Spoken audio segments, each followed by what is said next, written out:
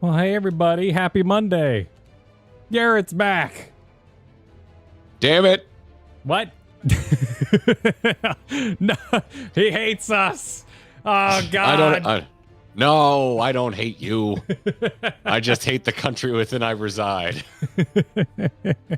Oh, I'm sorry we don't have enough mountains for you. I think that's that's You it. don't have enough mountains. You don't That's have it. enough. We do actually. We just keep them in the other part. No, you don't We have enough. have quite a few. mountains. You don't have enough readily accessible public transportation. Well, You do not. that have is also in enough- a certain place. You don't know. That's why it sucks here and it's awesome there, because it's not in a certain place there. It's everywhere. Sitting here. There. Literally from one side of the country to another, there is readily accessible public transportation. Sitting here yelling at dogs.com for not having pictures of cats. What is this? No, that's not at all what this By the way, none of this is political. This is just... Yeah, we're talking about mountains. No, yeah, there ain't nothing wrong with that. mountains. Yeah, beautiful, mountains beautiful are mountains. political, unless you're Mount Rushmore, but that's man-made. I'm glad. I'm so happy you found the exact mountain that...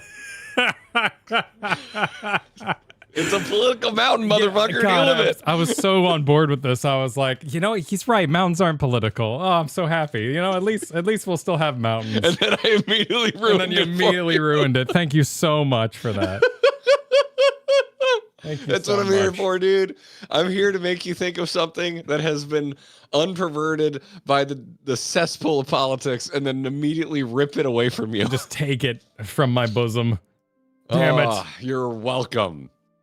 You are welcome. If I have to be existentially miserable after 16 days of pure ecstasy, so do you. Yeah, no, like I told you offline, you'll just burn out eventually. It's fine. Welcome back to America. It's fine. Welcome back. Welcome back. Yeah. No, dude, we missed you immensely. Let me just I will say it multiple times. I said it so many times over the course of your absence. We missed you immensely, and I'm really excited to get to what we have lined up. That was the hardest part about you being gone, is I just really like what we've been doing around here, and I like what we've been playing. Previously, it was like, we're taking a break from the thing we always do. Oh, won't this be fresh? This time I was like, I want to go play Final Fantasy IV. Can I play Ivalice? No, wait, shit, we might do that together someday. Can I go? What can I do with myself? We have kind of limited your solo options. I apologize. No, I love playing co-op couch, man. It's freaking awesome. It's legitimately my favorite thing that we're doing right now, and it's a happy moment because from the metrics it appears to be a lot of other people's favorite thing. Hell yeah, right now. Goldilocks. I got life on that planet. Y'all behind the scenes, we were so worried about Expedition 33. We were so worried. Because we were both so excited for it. We're like, what if no one watches this? It's so scary just lining up, a big project like that and being like, well, I hope this isn't an embarrassment of oops, we can't do that. Sorry, everybody who's excited for that. That'd just be a bummer. Yeah, that's being a content creator, not the hardest job in the world, but that is one of the biggest things, one of the hardest things about it is being like, what if this thing I'm really excited about is the death of how we make a living? Yeah, I mean, you end up taking some games privately, which is always good. You have your own little projects. Oh yeah, absolutely, my dude. Yeah, it's good stuff. Yeah, but I'm back. We're recording all of this. This is just the beginning of the show. Hell yeah. So hi everybody. How we doing? There'll probably be a little more chat interaction than our standard garden variety grinding gear podcast, because I've been gone for a while. So if you got questions, let them fly. That's what I'm here for. The only reason I'm here is to basically answer Kyle's questions and anyone in chat's questions about what I experienced. Dan, I was only gone for 16 days. I can't read that. Thank you for the 21 months. I have no idea what that says. No, I think it's hiragana. That doesn't look like kanji to me. But it could also be katakana. I cannot tell the difference. Well, the problem is I can only read a fourth of it, so that's not helping me. Welcome home. Let's start preparing for next time. Oh yeah. Yep, there it is. That is the way it goes. Yeah, no, dude, 100%. If anyone from Square is listening, if I could somehow finagle a Japan Fan Fest pass from you, I'm there. Like, done. I have already run this hypothetical past Katie. I was like, hey, hypothetically, if there was a Final Fantasy XIV convention happening in Japan in December of 2026, would you want to go back to Japan in December of 2026? And she was just like, yep, that's enough time that work won't be mad at me. And I was like, cool. Cool. So I have the most important permission of all, my wife's permission to return to Japan in December of 2026. So if I could just get FanFest permission to walk through the doors, we're golden, baby. We're golden. Also, Kyle, I'm legitimately afraid of what my life will be like if I don't have a Japan trip to plan for, because it has been my life for the last 11 months. That is worth bringing up. Yeah, you put a lot of work into planning this thing. It's been your primary hobby / burden. Dude, it is. And I didn't really realize it until it was over. Like, we got home and I was like, I don't have a reason to fire up YouTube. Yeah, you beat the game. Yeah. Well, yeah, like I go, and like for the last 11 months, roughly, let's call it 3 to 4 nights a week, we would watch Japan YouTube, and we would open our Japan travel doc, and we would make notes about what we're doing in Japan. That's it. I also have 256 gigabytes and counting of footage that I took. And I have no idea what I'm going to do with it. Whatever I end up doing with it, it will be the single greatest undertaking in the history of me working with video. So you will not see it anytime soon. But yeah, that's how it goes. You'll see something. I don't know where I'll put it. I don't think it makes any sense on the Grinding Gear channel. No, it's kind of a co-op thing. Yeah, it's a weird. It's a weird time. But keep it right. Like, pay Google $1. Whatever it is you have to do. Oh, yeah. No, we already started making notes for like next time. And it was one of the primary notes for me is bring an external hard drive, because I shot too much. And thank you, everybody who supports us, because, oh my God, I'm buying SD cards like crazy. So what's up? So Photo Ziggy, thanks for 34 months. Welcome back, Garrett. And I'm sorry because, well, Japan. Yes. Yeah, it's tough. It's tough. I've already, Kyle, I've already had a massive crash back down to earth in terms of food. Oh, sure. Back. Yeah. Sorry about that. We were gone for 16 days, so there's no food in the house at all, except for like dried ramen, which is fine. I still like instant ramen. That's not the problem. Problem was I didn't realize we had that. And so I was awake at like 6 a.m. this morning because my time is completely screwed. Not, I know that's like a normal time for you, but as a childless man, me being awake at 6 a.m. is definitely an indication that something is wrong with my sleep schedule. And so today I found out that Publix opens at 7 a.m.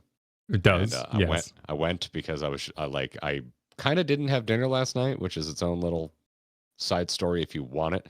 But I woke up starving, and I was just like, I need children's cereal. Like, the only thing that is going to get me through this day is starting it with children's cereal. It's cereal that has a cartoon character on the box. So I went to Publix at 7 a.m. and Cinnamon Toast Crunch was BOGO. Oh, nice. And then BOGO. I was like, what the shit am I going to do for lunch today? So I grabbed Publix sushi. And that was the worst Publix sushi I think I've ever had. Yeah, it was bad for Publix sushi. Terrible decision. After coming back from Japan, it was definitely the day-old sushi, dude. It was definitely from yesterday. Because Publix sushi, not the best. No. I've never had Publix sushi this bad. And it is not because I am A/B testing it with 16 days in Japan. You're not going to convince us of that. For Publix sushi. You're never living down those allegations. No, there's no way. There's no way it could even be slightly delicious. It was solid salmon. It was solid. The salmon was fine. The tuna was awful. The tuna was absolutely awful. The salmon was okay. Anyway, yeah, I'm cursing it, man, because and I was already cursing it last night because we got home. We didn't get home till like midnight last night. Katie's got a traditional job, that's what they call it. So she knew she had to get up and work today, and like, I'm not gonna take the day if she's working. What am I gonna do? Lay around in my underwear like a bozo, like while she freaking works? I'm like, nah, let's just do it while I'm still in the morass of thoughts about Japan. Let's just like jump into a recording with Kyle and see what happens. But yeah, it's midnight, and I'm just like, what am I gonna eat? Like, if I was in Japan, I would go to a kombini and I would get instant ready food that was so much better than anything that was available to me at midnight last night. And that was my very first and immediate, oh God, I'm back to America. It was just convenience store depression. So yeah. Yeah, city life is hard to get over. Japan or not, like moving out of Chicago for me. It everywhere you go, it either stood the test of time, it could run a business, or it died. So everything was delicious. Yep. Well, that's why I'm like very specifically kind of laying my first sad on the convenience stores, because that had nothing to do with city living. There were convenience stores everywhere. When we were in a more remote portion of the mountains of Hakone, I could still find a Family Mart. Like, they were still there, man.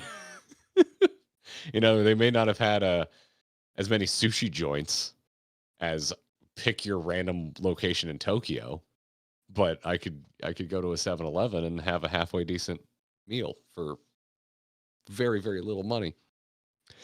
And then you get to the cities, and then sure, it's an embarrassment of riches in terms of food options. But yeah, I'm back. We did 16 days in Japan. It was my first big abroad trip. I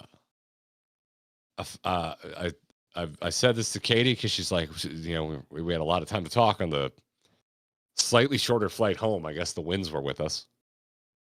And, she's like, how did you feel?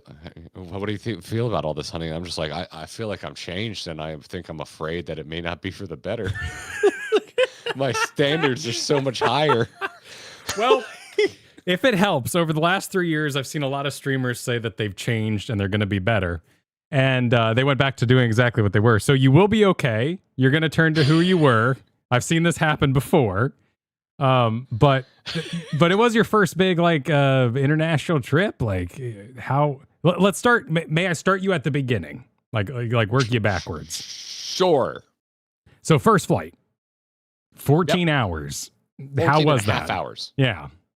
I would say 12 hours. Fine. Those last 2 hours were like a hell from whence there is no escape. The last 2 hours, I did legitimately start to lose my mind. And more importantly, like my spinal comfort. My back really started to hurt in those last 2 hours. I think I went to the bathroom 4 times in those last 2 hours just to put the lid down and do lunges on the toilet lid. Oh, sure. Wow. Because my back was killing me. But honestly, not nearly as bad as I thought it was going to be. I was kind of dreading the flight. Not bad at all, except for those final couple hours. And on the way back, it was 12 hours instead of 14 and a half. And like I said, those last 2 hours are kind of the worse. Flight back was perfectly fine until we landed and found out that the government shutdown had caused our connecting flight to cancel. But that's at the end of this. Yeah, we'll get to that story later. Yeah. That's yeah. Anything else you want to know about the flight? I mean, it was pretty, pretty boring. I labeled this on YouTube gaming today. So like Twitch 2014. Did you play any video games on your flight? I played a little bit of Vampire Survivors. Cool, we did it. All right, label it. We're good for gaming label. Cool. We did it. We talked about Vampire Survivors. I had this whole thing where I deleted my Pokemon Let's Go Pikachu save, and I installed Pokemon Let's Go Eevee on the other Switch for Katie. And then we proceeded to play none of it. Like the whole time. We had this whole thing of like, we're going to Japan, we're going to play Pokemon together. Nah, we mostly ate and talked about what we were excited. We just talked, dude. Like, neither of us watched anything. I listened to a little bit of podcasts. Katie listened to a little bit of podcast. We listened to some podcasts, we napped, and we talked to each other. Like, because there was no Wi-Fi at all on the entire flight out there. Was there a little screen in your chair and all that? Oh yeah. I'm not a big movie watcher on planes. I find it easier to disassociate if I close my eyes. So I like to listen to things on planes. Okay. And I think I'm so spoiled with our home setup too that like, dude, watching a movie on a small screen sucks ass. Like I'm kind of just over it. I get that. Unless I completely disrespect your movie, which like that's how I saw the live action Ghost in the Shell was on a plane. I think that's the last plane movie I watched. One of the flights you and I took to Wyoming, I watched The Last Samurai, and I think that's my new flying movie, but it wasn't on the selection on this Delta flight, so I could not live out my dreams of watching The Last Samurai while flying to Japan. Oh, shame. All right, so y'all arrive. It's what time? So we left Sarasota. I think our flight was 7 a.m. local time. We had to stop in Atlanta for folks that want the gritty details. We had I think a 2.5 hour layover in Atlanta. Leave Atlanta. We get to Tokyo 2 p.m. in the afternoon on a Saturday. Oh, straight out of Atlanta? Straight out of Atlanta to Tokyo. That's pretty sweet. Yeah. We went diagonal. I'm assuming something to do with the curvature of the Earth. I have no idea. Also, I'm assuming avoiding Russian airspace because we did a diagonal across the U.S. through the southwestern corner of Canada over Alaska, and then we just like rode the line of Russian airspace down across North Japan into Haneda Airport in Tokyo. There's 2 Tokyo airports. For those who are Japan travel nerds, we did Haneda, which I am told is the better of the 2 options. But I don't know. I've only been once. Yeah, well, for now. So you arrive, and it's... Yep. It's 2 p.m. We've been awake more than 24 hours at this point, I think. Like dozing on the plane and just kind of lucid and confused. Dozing on the plane. Our goal was to stay awake, and I would call it a success. We doze off a little bit, but we're talking 20 minutes here and there. Like we did not time travel. Okay. Yeah. So you're off and you got a hotel plan? Where'd you guys stay first? We stayed in the Ginza ward, which Katie and I are very aware of because this year we watched the new redone Bartender anime, which takes place almost exclusively in Ginza, which is a real location. It's where all of the high-end shopping is. Why are you laughing at that? It's a real location. It really happened. I don't know, just something about it. Like, yeah, it's where all the high-end shopping is. So, like, if you want a Gucci bag, you go to Ginza. Okay. It's like the financial district. There's a lot of very nice high-rise buildings, a lot of very high-end shopping. We found some really reasonable hotels. I think this was the second least expensive place we stayed was in Ginza.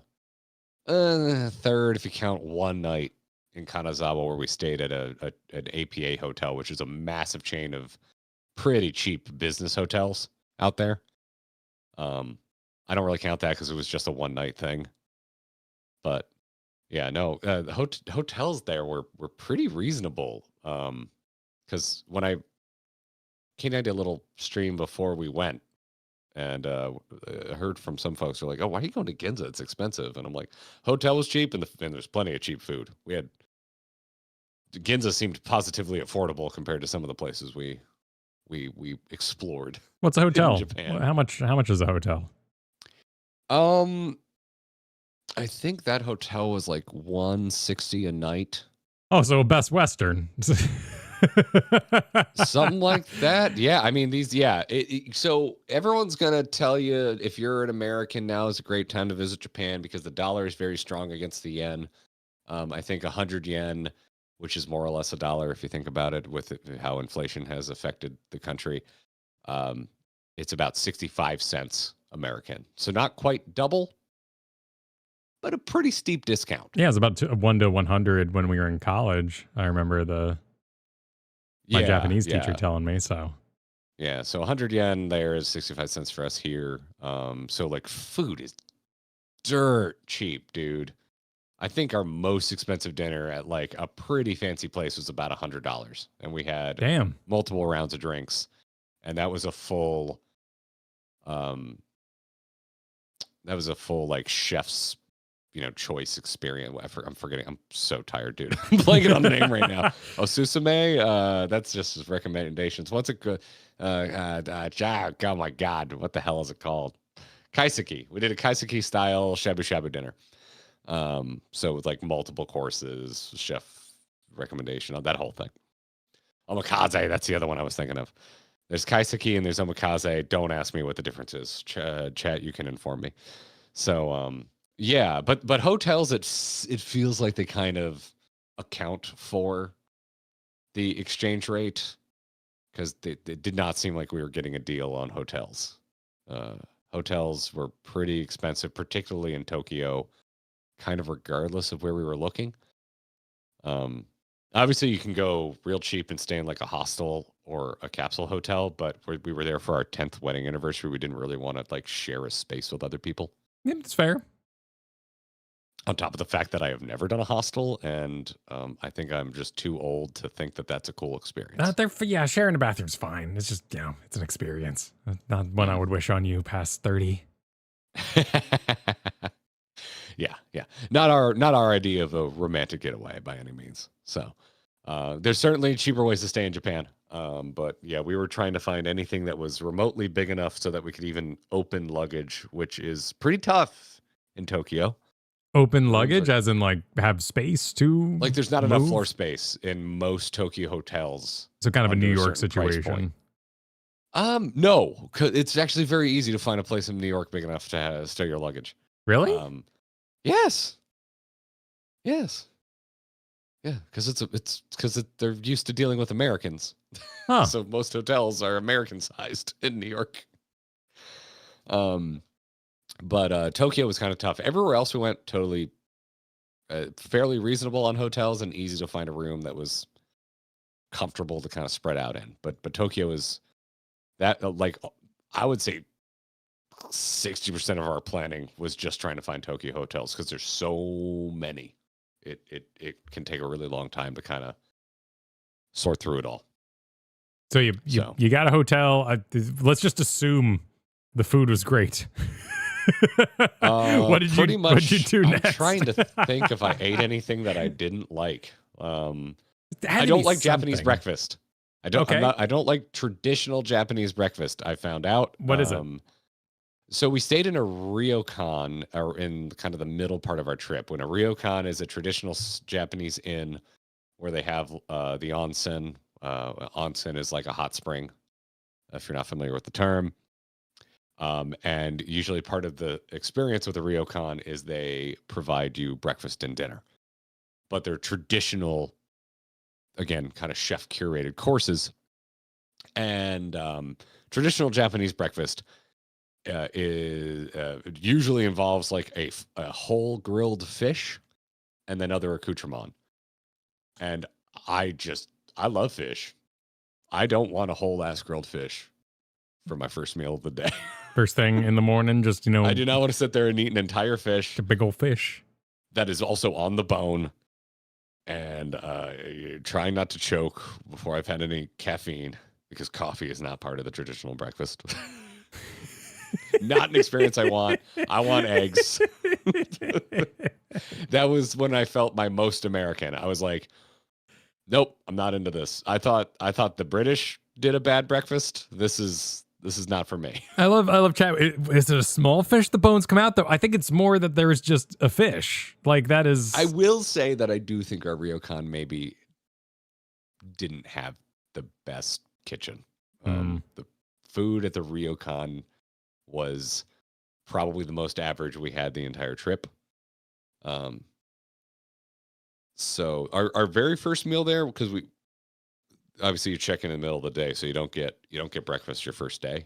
Our first meal there was dinner, and it was pretty good.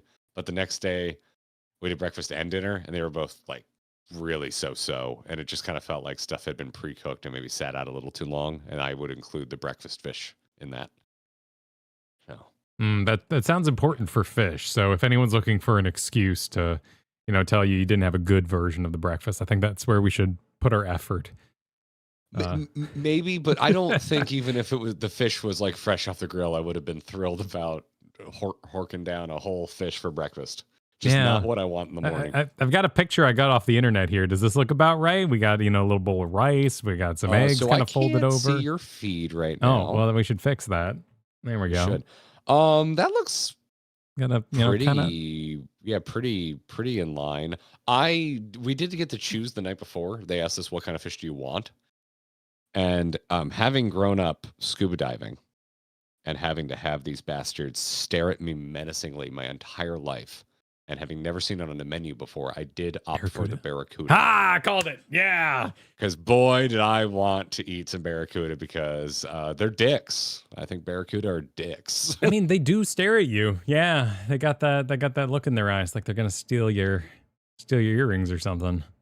Yes. Well, yes. Like the shiny bits, they're kind of the raccoons of the sea. That is true. They do legitimately like the shiny bits.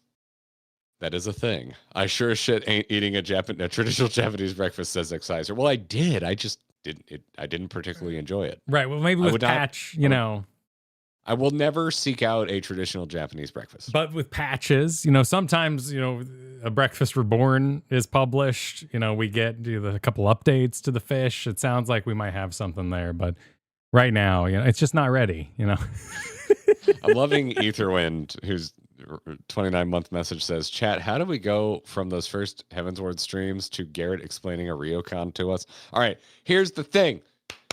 Everybody. Here's my secret. I've always been a weeb. I just didn't play weeb games.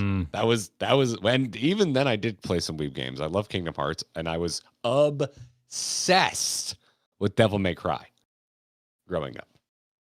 Obsessed. And Pokemon, and everything from Nintendo is from Japan, so you could argue that being into Pokemon, Mario, Zelda are also weeb tendencies. So I'm definitely a weeb. I just missed Final Fantasy and most RPGs for that matter. So no, I've always been a weeb. I've always wanted to go to Japan. Finding success in Final Fantasy just kind of like poured a little more gasoline on that fire. Made it happen. Made it public. There's a conversation I very distinctly remember having with Katie when we were dating. So this was before we were married.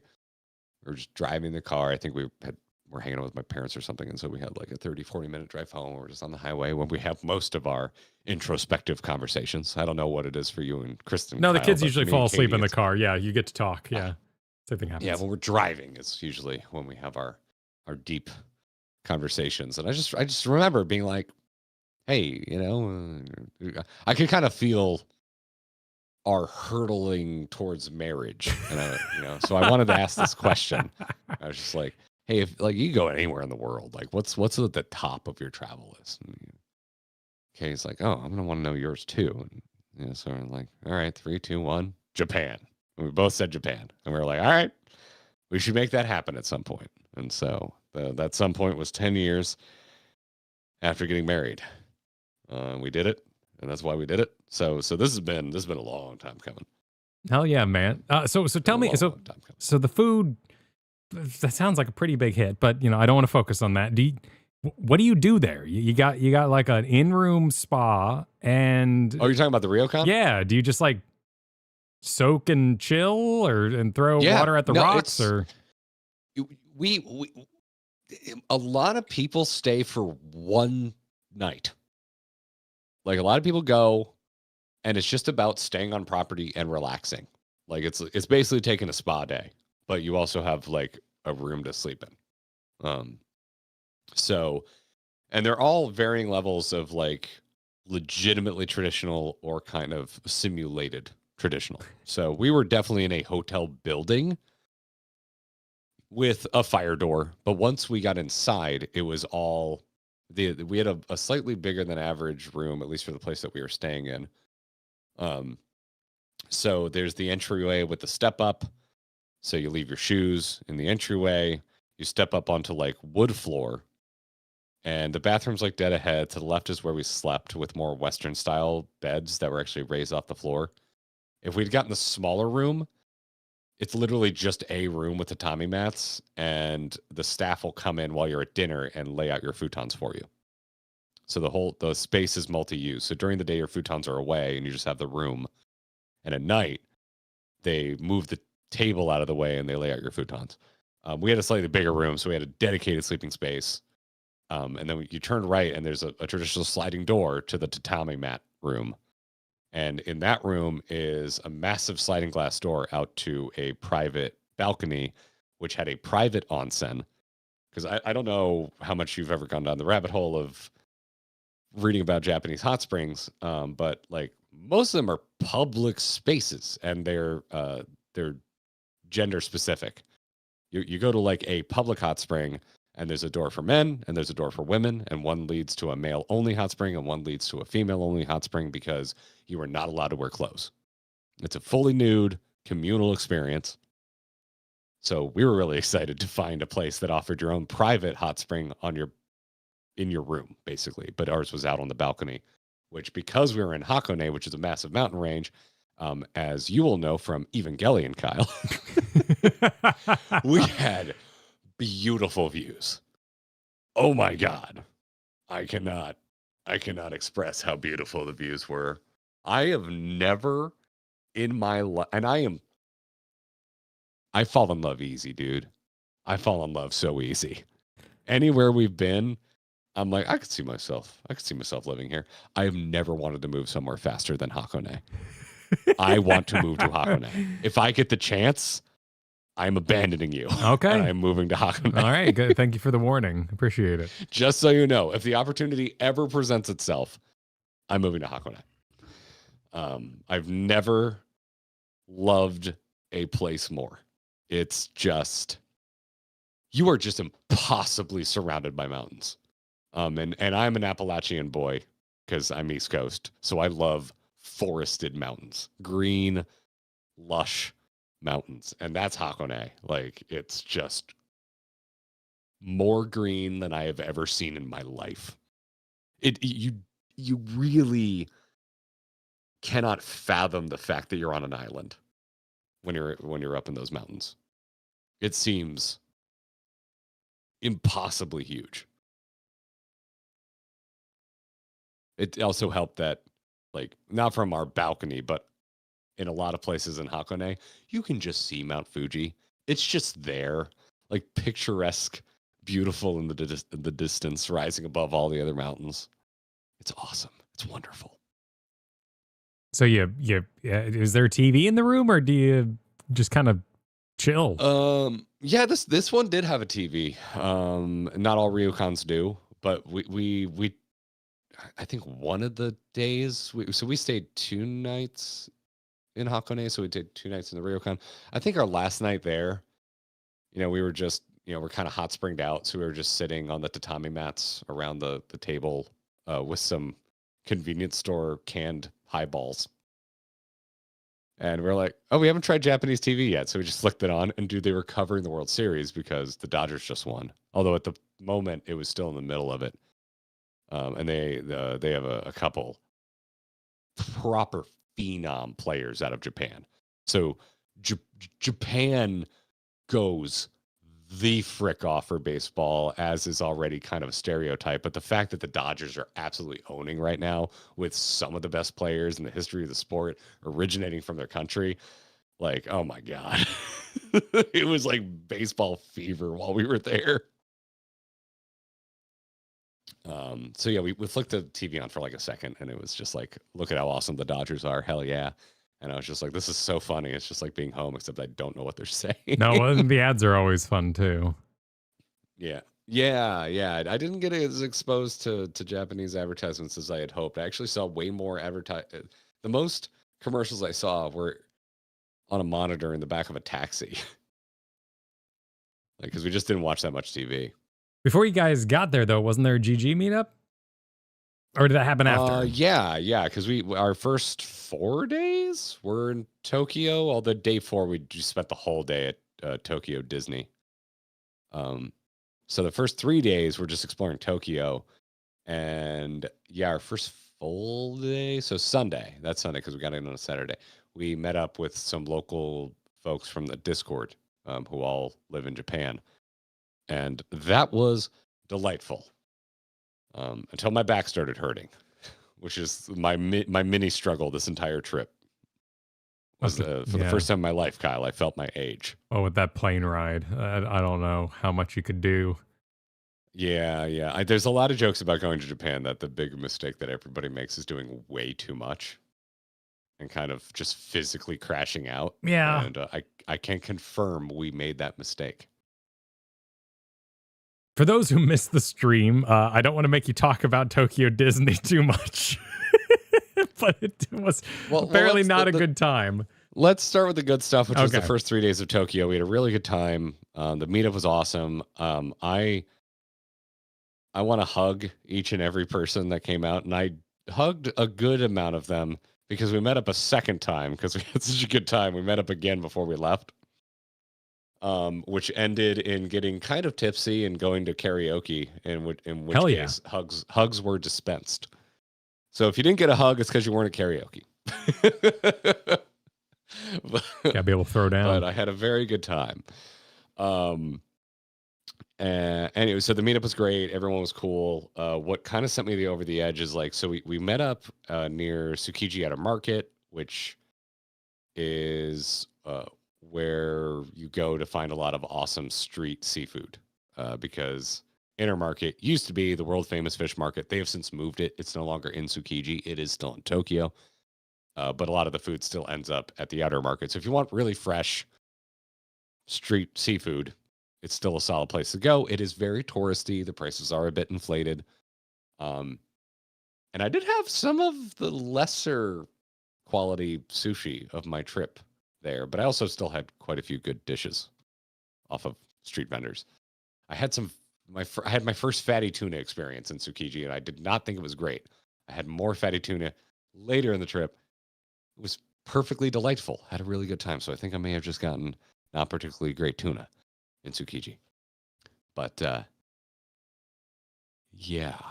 But those first 3 Tokyo days were great. But that the end of the meetup, we're sitting in a cafe. Everyone's like, "You guys just want to go to Akihabara?" Which are you aware of Akihabara? I've heard the name many times. You have to remind me what that means. Okay, it is like the otaku mecca. That's where you go in Tokyo for like all the fandom stores. Okay. Like if you want something like this for a little show and tell. One of the only things I bought myself. I bought very few things. Oh, sick. Oh, hell yeah. But I got myself a Unit 1 figure that is in this beautiful walking pose. Oh, he's just standing there menacingly. Nice. This thing. Yeah, but he's like taking a step. Yeah. Like I love it. Shinji's about to fall on his face. One of the few things I bought myself. Most of my bag ended up being gifts. I will not make this mistake next time. No one's getting anything. I'm buying a bunch of shit for myself. I kind of ran out of space pretty quick. But, yeah, I did get myself a Unit 1. I wanted a Unit 2, but it was all Evangelion 2.0 stuff, and it was just like Unit 2 hulking out. And I'm like, that's not Unit 2. I don't want this. Beast mode is a whole different thing. Yeah, I want Robot Unit 2. So I couldn't find a Unit 2 I liked, so I settled for a Unit 1. Hopefully I'll find a Unit 2 at some point. I don't have it here. Oh, anyway, we'll get to it. I'm telling shit that's so out of order. This is just my beautiful Japan trip. No, this is a beautiful telling. I love it. Style. But we went to Akihabara at the end of the meetup day. And so we already done a ton of walking. Katie and I had already... Our trip in the day before on the subway was standing room only. So we just stood for a while as the train took us to our hotel. I was already kind of feeling it. I probably should have declined going to Akihabara.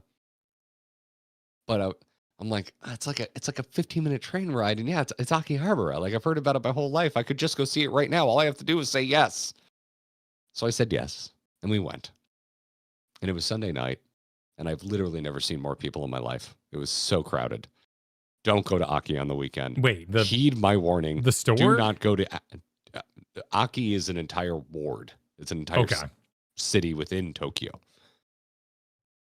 Tokyo is so you have in Japan in Japan you have prefectures. So like Nagoya is a prefecture, Hakone is a prefecture. People think of Tokyo like a city. It is basically its own prefecture with wards within it, not unlike the boroughs in Manhattan. If you kind of think about it that way. Sure. So Ginza is Tokyo, Akihabara is Tokyo, Shinjuku is Tokyo, Shibuya is Tokyo. All of that is Tokyo, but they're massive cities to their own right within. Yeah, there's 23 wards. Yeah, as Daydream Chat is bringing up. No, so, but it was the anime figure mecca busy on a Sunday night? The entire all of it was it was very busy. Oh, why? What's the very, very busy? Why such a great need on a Sunday night for anime figures? Over tourism. Like, I'm the problem. Like, it's a massive tourist destination. A lot of people that are visiting Japan are visiting because they're raging fans of anime culture. So they're going to the anime mecca, which is in Tokyo, which is Akihabara. Some of the other cities also have their own kind of like fandom areas. Like in Osaka, we went to Denden Town, which highly recommend. And it was so much easier to get around than Akihabara. Although we also returned to Aki on the back end of our trip, which is when I actually bought things because we weren't hotel hopping anymore. And Akihabara on a weekday, totally fine. We had a great time. Really enjoyed it. But this is going at the end of that first day is where my back suddenly just like was flung into full on like extreme nerve pain.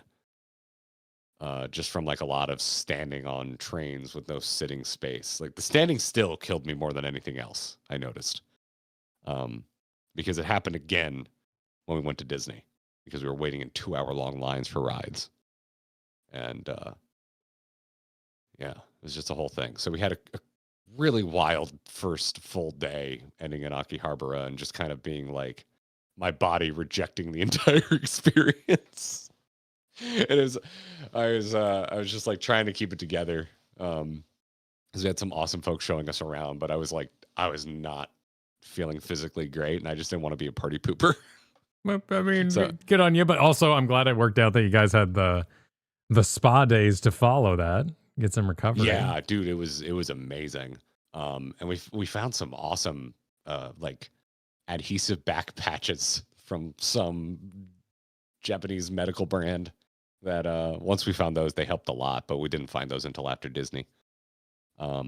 Really enjoyed those first 3 days. Disney happened. You said not to rehash it too much from this. I mean, I didn't. You can rehash it. I just didn't want to. You mentioned it was a low point. My take on Tokyo Disney is it is. I believe my quote on stream was, "It was complete and total ass." I would skip it. And this is coming from a pretty massive Disney adult.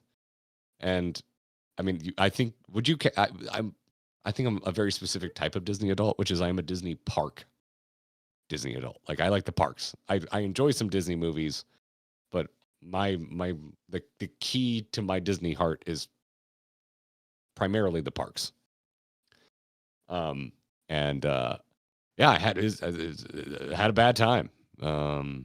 Like, some of it was cool. There were moments of enjoying it. Went on some of the coolest rides I've ever seen. But I just profoundly don't think the juice is worth the squeeze when it comes to Tokyo Disney.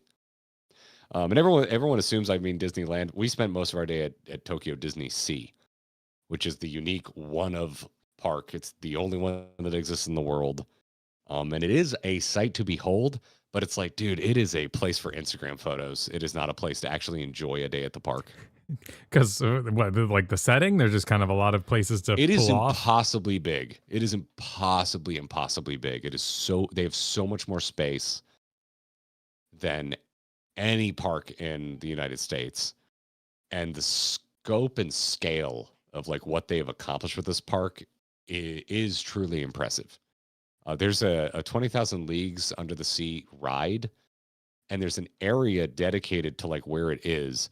That is just the single most impressive theme park like locale I've ever been to. It's just impossibly big. It's so freaking huge in the scale. They've made massive fake mountains. that are completely finished from one side to the next because you can access this part of the park from any direction. And so they just built an entire fake mountain range to hide it all. There's not scaffolding on one side. Like everything is a finished surface. It's insane. I kind of like the scaffolding. I don't mind it either, but I think it's kind of movie magic. Respect. Yeah. We went with, I don't know if Avane's in chat. Actually, Avane and I were DMing a little bit before this. I think she has a meeting. But Avane was there. If anyone knows Avane from the Grinding Gear Discord or the community, by random happenstance, she and her wonderful husband were also in Japan at the same time. And when we realized this, we're like, y'all want to meet at Disney together?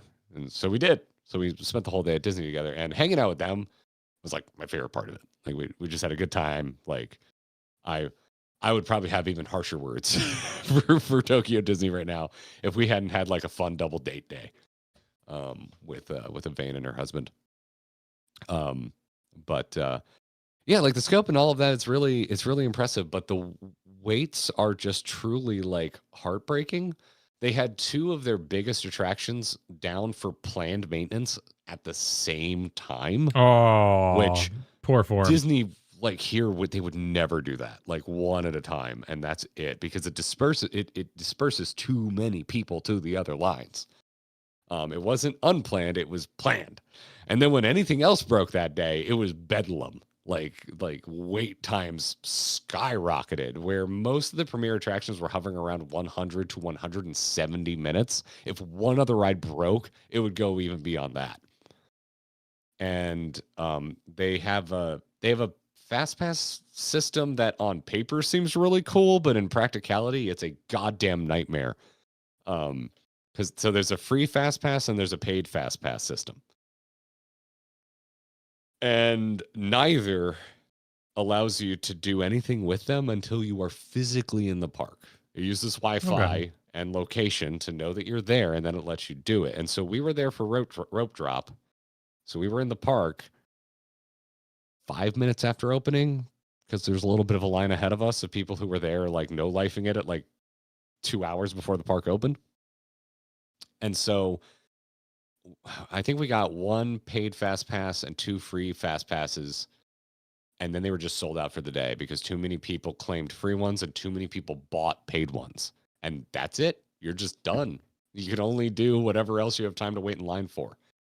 And then the kicker, the cherry on top of it all, was we found out that they will just cap rides if the wait time exceeds the hour which the park closes, which means rides can just close up to essentially 2 hours before the park closes, which again, not a thing America Disney does. I've been in the park up almost 3 hours past closing.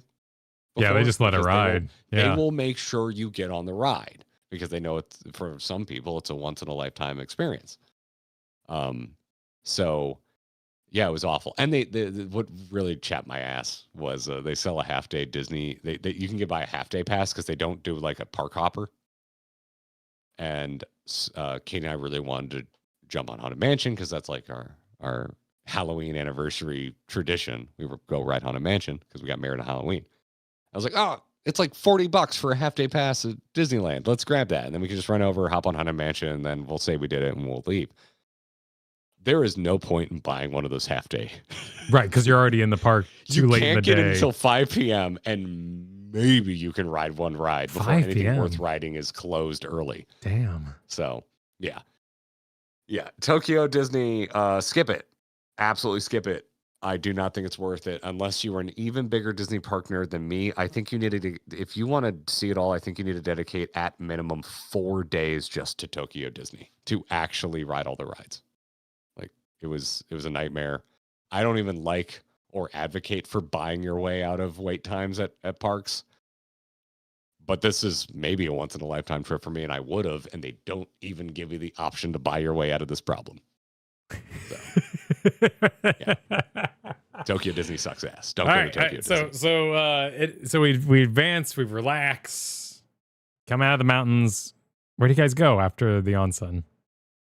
Well, one of our days I got to rent my dream car and do a guided tour around very spirited driving roads in the Hakone Mountains, and we also visited some real life locations from Initial D. Purposefully or like just by chance? They knew when you were pulling up in the car that they're like, oh yeah, you want to get out here because this is the, where they started the race. There's a service out there called Fun to Drive. If anyone is a JDM car nerd, so it's Fun to Drive. The 2 is a number 2, and they rent Japanese sports cars, like famous Japanese sports cars. They also have a couple Porsches because Midnight Club. That's its own thing. I'm not going to get into it here. I'm not going to give you or the listeners a crash course on what Midnight Club is, but type in Midnight Club Japan and go nuts. So Fun to Drive lets you rent classic Japanese sports cars. I would love a mid-90s Toyota Supra. Unfortunately, they are now $120,000 cars because it is the famous car from the Fast and the Furious. They were like a $30,000 car when I was in high school. They have inflated drastically for a 90s Toyota. You can rent one from this company. And that's what I did. So I rented my dream car. You go, you show up first thing in the morning, and you're with a group, and everyone else has like picked their car.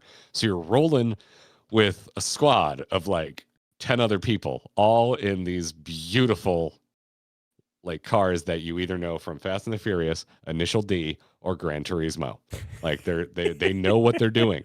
They have an FD RX-7, which means nothing to you, Kyle, but to a lot of car nerds, they know exactly what that is. And it has the body kit, and it is the yellow color of the FD RX-7 from the Initial D anime. They have a Toyota 86 with the Tofu delivery service livery paint scheme. Like you can just go rent a replica of the Initial D car, and there was one in our group having a great time. And so yeah, we did that. And so essentially they have a dude being a tour guide, for lack of I don't know what else to call him. Like there's a dude at the head of the pack that is working for the company. They're in a car, and we are all on walkie-talkies with like an earbud in, because they assume if you're doing this, you probably don't live in Japan, and there's a very good chance you've never driven on the left side of the road or in a right-hand drive car before. And so this tour guide is constantly in our ear, letting us know there's a bus coming. Make sure you're not hugging too far over the right line because we're doing these narrow mountain roads, all that kind of stuff. Dude, it was so much fun. It was worth every penny. This is so much better than Disney. Do this instead. Do this instead. Yeah. It was quite spirited driving, is as far as I will go to say. I don't want to get anyone in trouble. They did say, in fact, that they used to allow people to record this, but someone posted themselves speeding, and the police showed up to the company. Mm-hmm. So I was not allowed to record it, unfortunately. But it was an amazing experience. I got to meet my hero, this car. This automobile. It did not disappoint. This is like my hero car, man. Like, yeah, I've like, how many times have we joked? It's like, oh, if we got that big YouTube money, you would know in a heartbeat, because I would be posting on social that I bought one of these things. You'd have an old ass car, yeah. Yeah. Oh man, it was so cool. Also, driving and having to shift with my left hand, not as hard as I thought it would be, because it was a stick. So I'm sitting on the other side of the car, but the pedals and the stick are not inverted. You mean like what you had to do with them? So they're on the other side, but how would a pedal be inverted? Well, because gas is on the right and brake is on the left. Okay, so that was in the same spot then. That was in the same spot. And if you're driving a manual, you also have the clutch pedal on the far left. And so that's all the same. You gotta use your foot to pull out the pedal in Japan. Yeah, it's real messed up.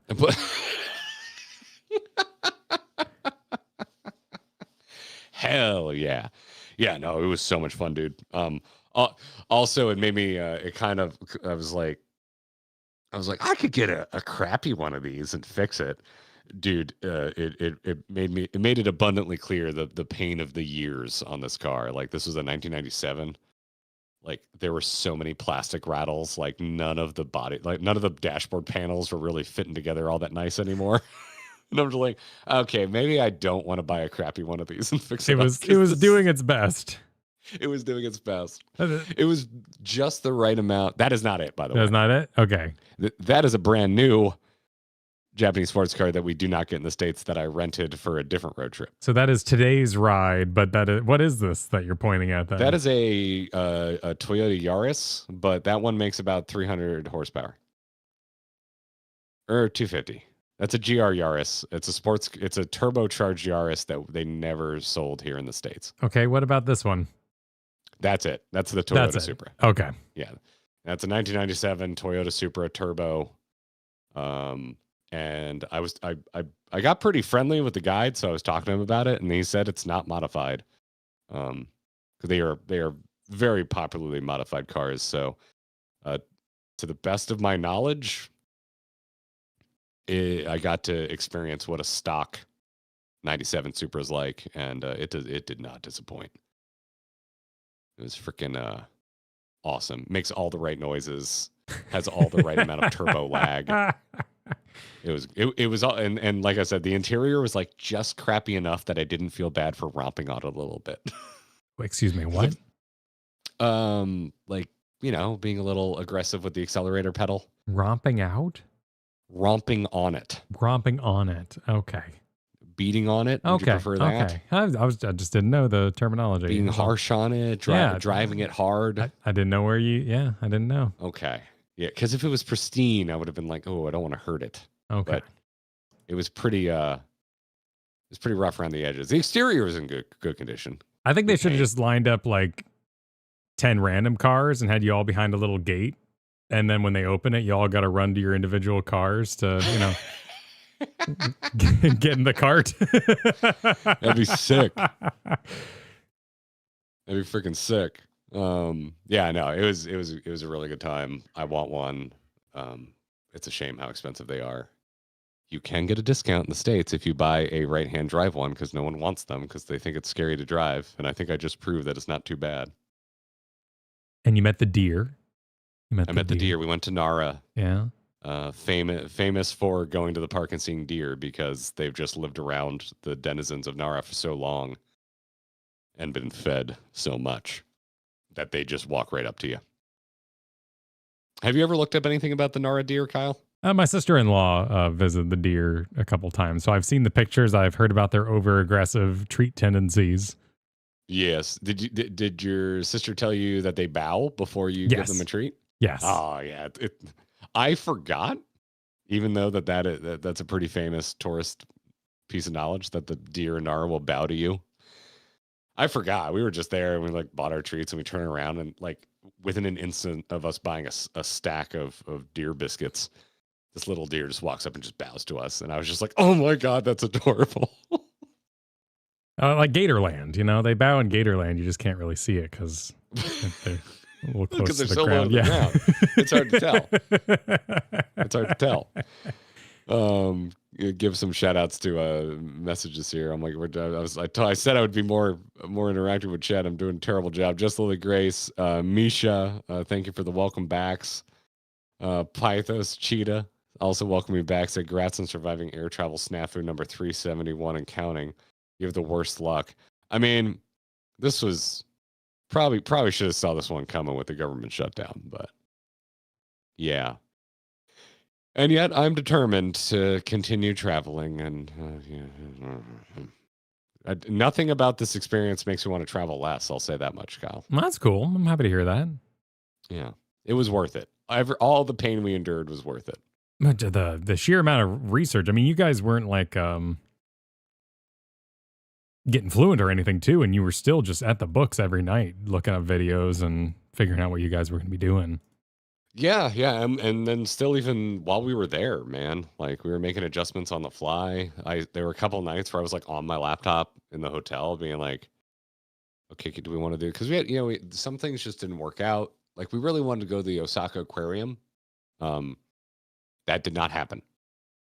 Because we had heard, and I think rightfully, I don't think we got a bad piece of advice, but we heard that the Osaka Aquarium wasn't that bad because pretty much everything in Japan you need a reservation for. Anything you want to go do, you need to reserve ahead of time. And a lot of it you need to reserve way ahead of time, like 1 month to 3 months before, depending on whatever it is and how they do things. But we had heard that the Osaka Aquarium was like, they have, if you have a little bit of flexibility in your day, because they do it like by half-hour slots, there's plenty of times you can probably get in there. Don't sweat it too much. The problem we ran into was we had no issue with our credit cards. Our credit cards refused to work on the Osaka Aquarium website. We just could not get them to work. And then we tried going to like one of these tourist sites. Klook with a K is a really popular one that sells a lot of Japan reservation ticket experiences on a more English friendly portal. We went to them and they only sell 2 days in advance, and it was too late. We were already like on the day that we wanted to go. And then we just kept seeing slots disappear off their availability. And I'm like, well, I don't want to go and them not let us in or tell us it'll be a 2-hour wait because there's like nothing else there. It's like way out of the heart of Osaka. It's like a 45-minute train ride. And I was like, and after Disney, we were like, we don't want another day of ruined plans. So instead we just like hung out in Osaka. We went shopping. We went to an amazing cocktail bar. But we had a couple days like that where we kind of had to flex on the spot, but none of them were bad days. The closest thing we had to a bad day was Disney. At least, that's out of your control too. I probably sound better, and it's probably because of someone I am, but I got past it pretty quick. And Katie and I, we had a long talk about it that night. We're like, there's no universe where we didn't go to Disney, because it's like we had to kind of have that experience for ourselves because we're giant park nerds. Like, we got plenty of warnings. Absolutely. We watched any video we watched that brought up Disney was just like, unless you absolutely love Disney, you should not go. And we're like, well, we absolutely love Disney. And I'm here to tell you that even if you absolutely love Disney, unless you want to spend 4 days, you shouldn't go. But we weren't even that. It didn't really sour our mood on the trip at all, because we're like, we would have gone anyway. We had to find out. It is what it is. It's a story to tell. But Osaka was an experience. People in Osaka party hard, dude. Okay, yeah. You said that in such a lead up way, and I don't know what that means. Where's Osaka? What does it have in it? What caused the party experience? Osaka was 3 hours west of Tokyo by way of bullet train for us, so it's a pretty far distance, because we took one of the bullet trains, and it still took us 3 hours to get there.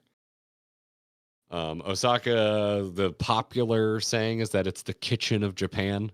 Because back when they were still a very what's the word I'm looking for? Class-based society. That's where a lot of the chefs ended up kind of setting up shop. Okay. Was in Osaka. And so it was like chefs cooking for chefs is kind of my very limited understanding, as not even anywhere close to being a Japanese historian could get you to, Kyle.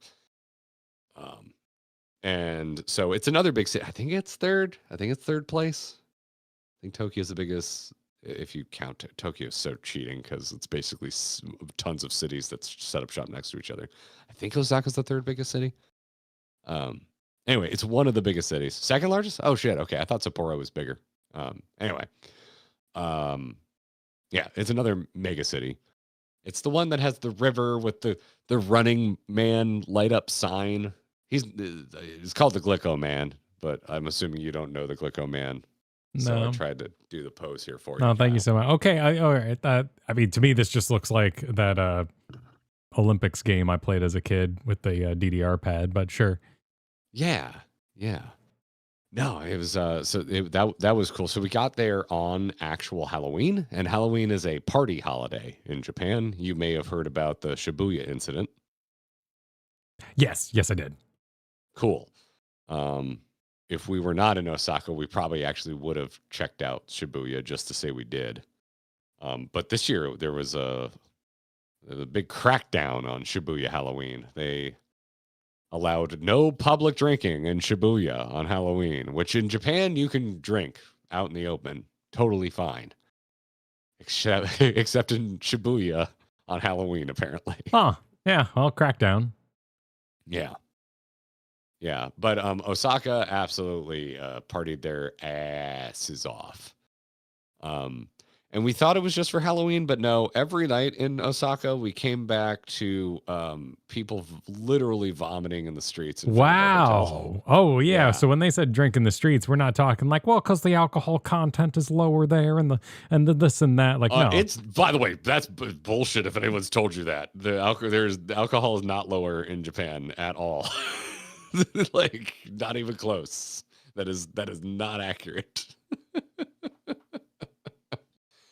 But yeah, Shibuya has had no public drinking for a while now. Oh, is it they cracked it? Oh, every year. Okay, gotcha. Anyway, yeah, and dude, every morning we would come out, and there would just be tons of people that like clearly didn't make it home the night before. Sure. And they, to me, it looked like they were locals, because it was pretty easy to spot the tourists. So, whew, people party in Osaka. Big time. Yeah, quite a few instances of like, should we do something? Yeah, you're supposed to like call a number.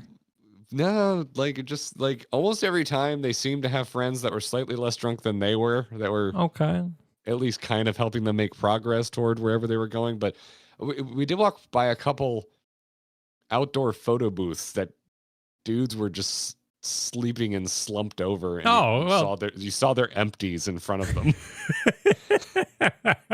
And yeah, just like, wow, you just went. It transcends cultures is what it does. Yeah. Sleeping in a photo booth. Yeah, so that was an interesting experience, going from, oh wow, y'all just party hard on Halloween, to, oh, you do this every day. Okay. All right. Some people just come here to degen. Which is fine. I'm not trying to be judgmental. It was just, I don't usually see that stuff outside of Key West, and even then, it's kind of rare in Key West. Most people at least make it off the street when they're done partying in Key West. Damn. Yeah, man. I haven't seen that much public vomiting since my last college party. Like, it was nuts. It was absolutely nuts. Especially coming from Ginza, Tokyo, which is really buttoned up. Everyone there is like dressed to the nines, going out for a nice dinner. I've never seen so many Ferraris in my life, dude, as I did in Ginza. So then going to Osaka, and everyone's just got ties wrapped on their heads, just salarymen, just drunk out of their minds. It was a completely different vibe. It was a lot of fun. So y'all stayed there, or yeah, because it was a bullet train, right? So you end up staying there. Yeah, we did 3 nights in Osaka. One of those days, we day tripped to Kyoto because it's a 40-minute train ride away. That's also when we went to Nara, because Nara is just east of Osaka and Kyoto is just north of Osaka. So Nara? We did, Nara is where the deer was. Oh, right. Yeah. So the second day in Osaka, we got up pretty early. We took a train to Nara, pet the deer, which I got to give another shout out because I was not excited for it. I'm going to be completely honest. I was like, I've seen deer. Like, I can pet deer anytime I want. Just got to catch them. Who cares? Like, but Katie was really excited. So like, I put on my happy face. We're like, we're going. And like, the first deer that came up to us and bowed, I immediately just like complete 180. Like, oh my God, this is the most amazing thing I've ever seen. They're so adorable. Holy shit. I really liked Nara. I'd actually like to spend a little more time there. So I also had some of the best ramen I had was in Nara, and we did zero planning. We were just hungry. So we went to the first place we could find, and it was really good. That happens a lot, by the way. Where you're just stuck out somewhere because you've been walking. You're like 4 miles in. You're like, I'm starving. And you just eat the first thing you find, and you have a religious experience. I miss it so much from Chicago living. Yeah. Oh, it's so much fun. It's so much fun. Did you go go to the volcano? Do you know how little that narrows it down? Yeah, there are a couple of them. But we went to the active vents in Hakone. We didn't go over the actual like volcano peak, but we went to the active vents that are on the ropeway. 100% worth it. really freaking cool. I was geeking out pretty hard. I'm not even really much of a geography nerd, but I had a really good time going to the vents. It does smell like sulfur, so if that bothers you, maybe keep your distance. Oh, and I ate the century eggs, Kyle, the eggs that they cook in the boiling waters near the active vents. Why are they called century eggs? Because the old age belief is that eating one adds 70 years to your life. Oh shit! Well, grats. Yeah. So that's when you stop feeling your age. You're I ate 2, so yeah. It had nothing to do with the onsen. It was all because of the century eggs. Because you I added 14 years to my life. Hell yeah. So, and the shell turns black because of some I don't know, some kind of chemical reaction. I don't know how it works. I'm not an egg scientist. But yeah, that was really freaking cool. I did not take the boat in Hakone. We didn't have time for that. We had time for either the boat or the ropeway. We chose the ropeway, I think, because Katie knows I'm afraid of heights and she thinks it's cute when I get a little scared. But the ropeway is awesome. I am afraid of heights. That is true, but it's a really smooth cable car. I had a very good time that day. Also, dude, we stopped at one of the freaking because there's multiple stops on this ropeway up in Hakone. So we stop at one of the stations, and there's just a public foot bath on an overlook, overlooking this massive mountain valley. And so an onsen is a hot bath. This is just like a hot little trough that you dip your feet in. So it's a scenic overlook, but there's also a foot bath. You can just take your shoes off. Because there's a spring, and you can yes. It's like running out, right? Like it's it's not being employee fed. Yeah. I mean, they'll pipe it in. Sometime this had to have been piped in because it wasn't a natural formation. We were up on a man-made scenic overlook. And it's not like it was like natural rock or anything. But they had seats, and then there was the foot bath, and then there was a table in front of you. So we went inside and we bought a couple of alcoholic beverages, and we went outside, and it was 50 degrees American units that day, which for us from being from Florida was cold. So we put on our hoodies, we took our shoes off, we put our feet in, and we sat there, and it was so awesome. Oh, and a ropeway, you don't mean like a rope bridge, you mean a cable car kind of situation. Yeah. Completely enclosed cable car. Okay. Yeah. I do admit it is kind of cute when the afraid of heights folk like my wife do that hunch over and slowly descend to the ground. I know you're going through a lot, but it is adorable. It is cute to see your significant other struggle just a little bit.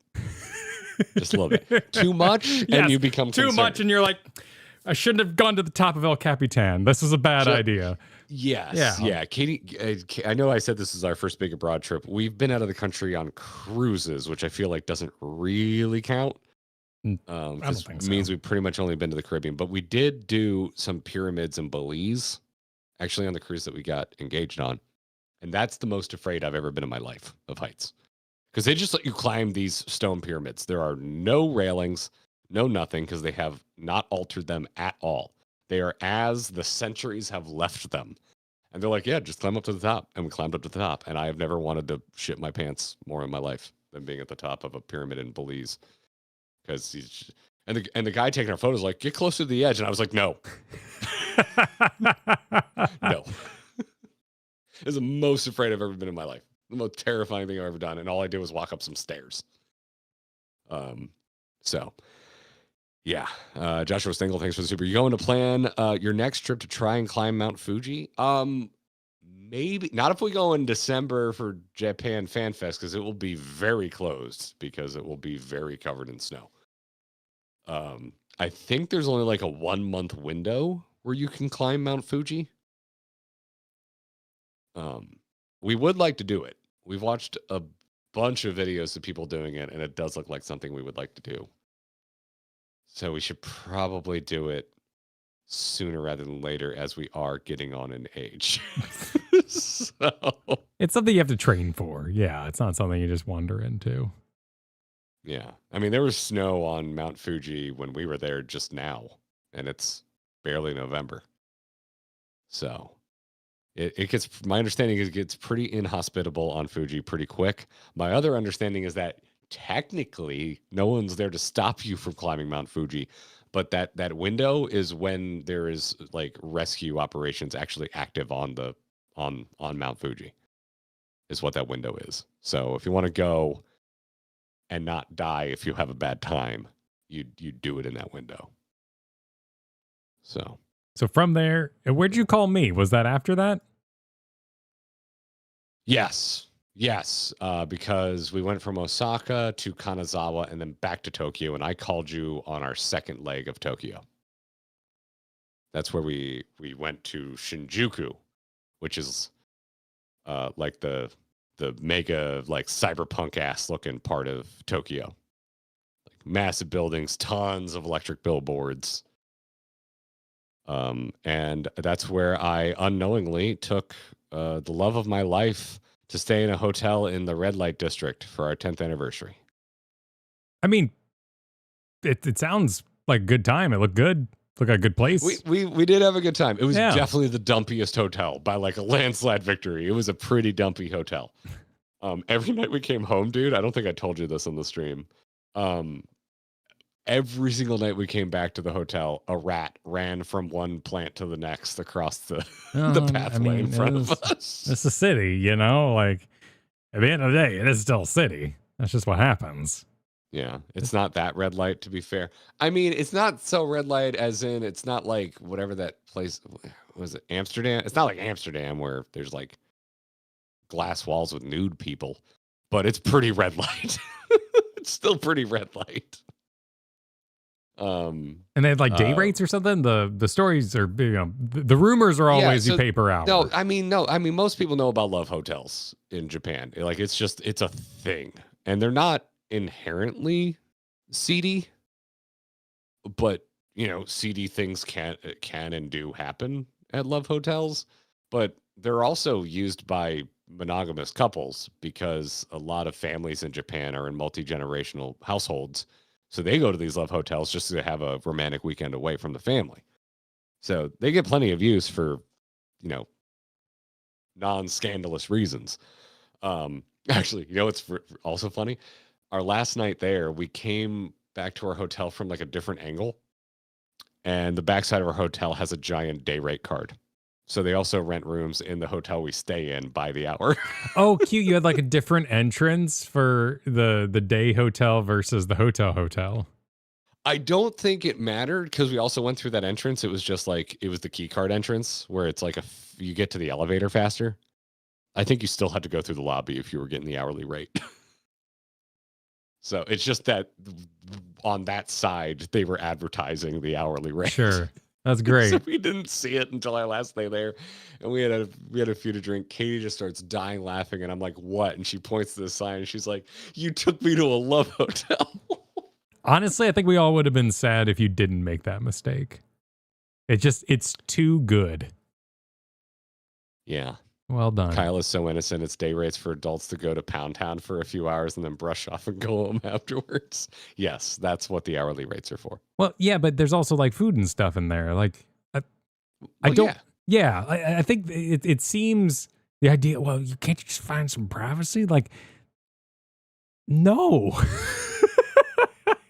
No, you can't. Kyle can't find privacy, and he doesn't have. The only people in his household are people he made. Yeah, the ones I've made. Yeah. Could you imagine also having kids plus your parents in your house? You're also. You're also. I mean, you're not dealing with concrete foundation either, so all the walls are breathable. You know, that's going to transfer sound. You got to go somewhere else. Yeah. Apparently, private karaoke bars are also places where teens and adults are using them for private time with their. I mean, who among us hasn't used a movie theater in America for such experiences? There's a sign on the big ball ride at Epcot. Like, what does? It's not Julie Andrews or Jeremy Irons anymore, but you know, like, it's not exactly the most romantic place in the world, but they put up cameras. Put up cameras? Yeah, in the big ball in Epcot. Yeah, when you're riding the big ball now, there's a sign as you go up the hill that says, "You are being watched this entire time. We have night vision cameras." Oh, gotcha. I gotcha. Kara super. I go to Love Hotels for the food. I didn't know about the other stuff. Sure. I have heard the food is good there. I read Playboy for the articles, Kyle. So that was your hub. What'd y'all get up? Hentai for the drawings. I mean, I guess you would have to. But that's not the best example. I'm sure we can come up with something. Maybe the music would be the thing to target there. So you showed us all over town, tons of delicious food. What else did you get up to here outside of shopping, or was that the goal, the primary goal? Shopping? No. Wait. In Shinjuku? Yeah, in Shinjuku. And Shinjuku really was just that we knew Ginza was quieter, and we figured we should start in Tokyo in a quiet area, and we should end in the big ridiculous, like, I just wanted that mega city vibe, and I was like, we probably shouldn't start with that because I bet it's overwhelming. What I wasn't really prepared for was that I feel like we got that vibe already from Osaka. We stayed in like the most touristed area of Osaka. We stayed in Dotonbori, which is where that river is, which is where the big light up sign of the Running Man is. That's where everybody goes and takes their picture. It's where all the food is, but it's horribly busy, and that's where people are partying pretty much 24/7. And while I enjoyed it, our last day in Osaka, we like got away to the north side of Osaka, which is where we had like probably the best bar experience of the whole trip. We went to an amazing cocktail bar. And so by the end of Osaka, after we saw other parts of it, we were like, oh shit, we really like the north end. Like it's quieter. Like like you can get away from the noise if you want. So like, I don't think we'll ever stay in Shinjuku again. I don't think we'll ever stay in that part of Osaka again. I think we found out that just like our strategy is when we go to New York, because we've been to New York enough times that we're like, never will we stay by Times Square. Times Square sucks so much ass. It is like such a shit time. It's like the worst part of New York. So anytime we go, we try and stay in Chelsea if we can, because Chelsea's like much slower vibe, but it's still a ton of that like New York feeling. You have like 20-story buildings instead of like 200-story buildings. Still a lot of food. You still get that New York vibe, but it's quieter, and you have good access to the rail line to get around Manhattan. And we definitely learned that that's what we like when we travel to big cities. And so I think next time we go to Japan, we'll probably stay in Ginza the whole time we're in Tokyo, or a similarly quieter ward. And when we go back to, if we ever revisit Osaka, we'll probably stay like more on the north side of things. Like stay where it's quiet, and then just use the trains because they're readily available to go party when you want to party, but don't embed yourself in the party town if you don't want to be constantly raging. So that was the lessons we learned. We were like, oh yeah, we already knew this about ourselves because it's how we New York when we go to New York. Yeah, if you're about that life, exactly. Sony in chat right now saying, unless you're about that life. Yeah, if you're there to party, and we met a lot of people in their 20s, that's exactly what they were doing. And they look like they were having the time of their lives. We were with this group of I don't mean to like generalize about where anyone's from, but every time we were by a group of Australians, I need to go to Australia. Australians are like the best people on earth. We immediately hit it off with them. Every time we were near Australians, we always got along. They're like the nicest people. They were always the first ones to like look at me and Katie trying to take a selfie and be like, you want us to take a picture of you, mate? Like they were great. Like every time I ran across Australians, they were the best people. And I ran across a lot of like 20 some odd year old Australians that were there with their boys partying their asses off. Like one of our last nights, they were waiting to get into an izakaya. And it's like a 45-minute wait.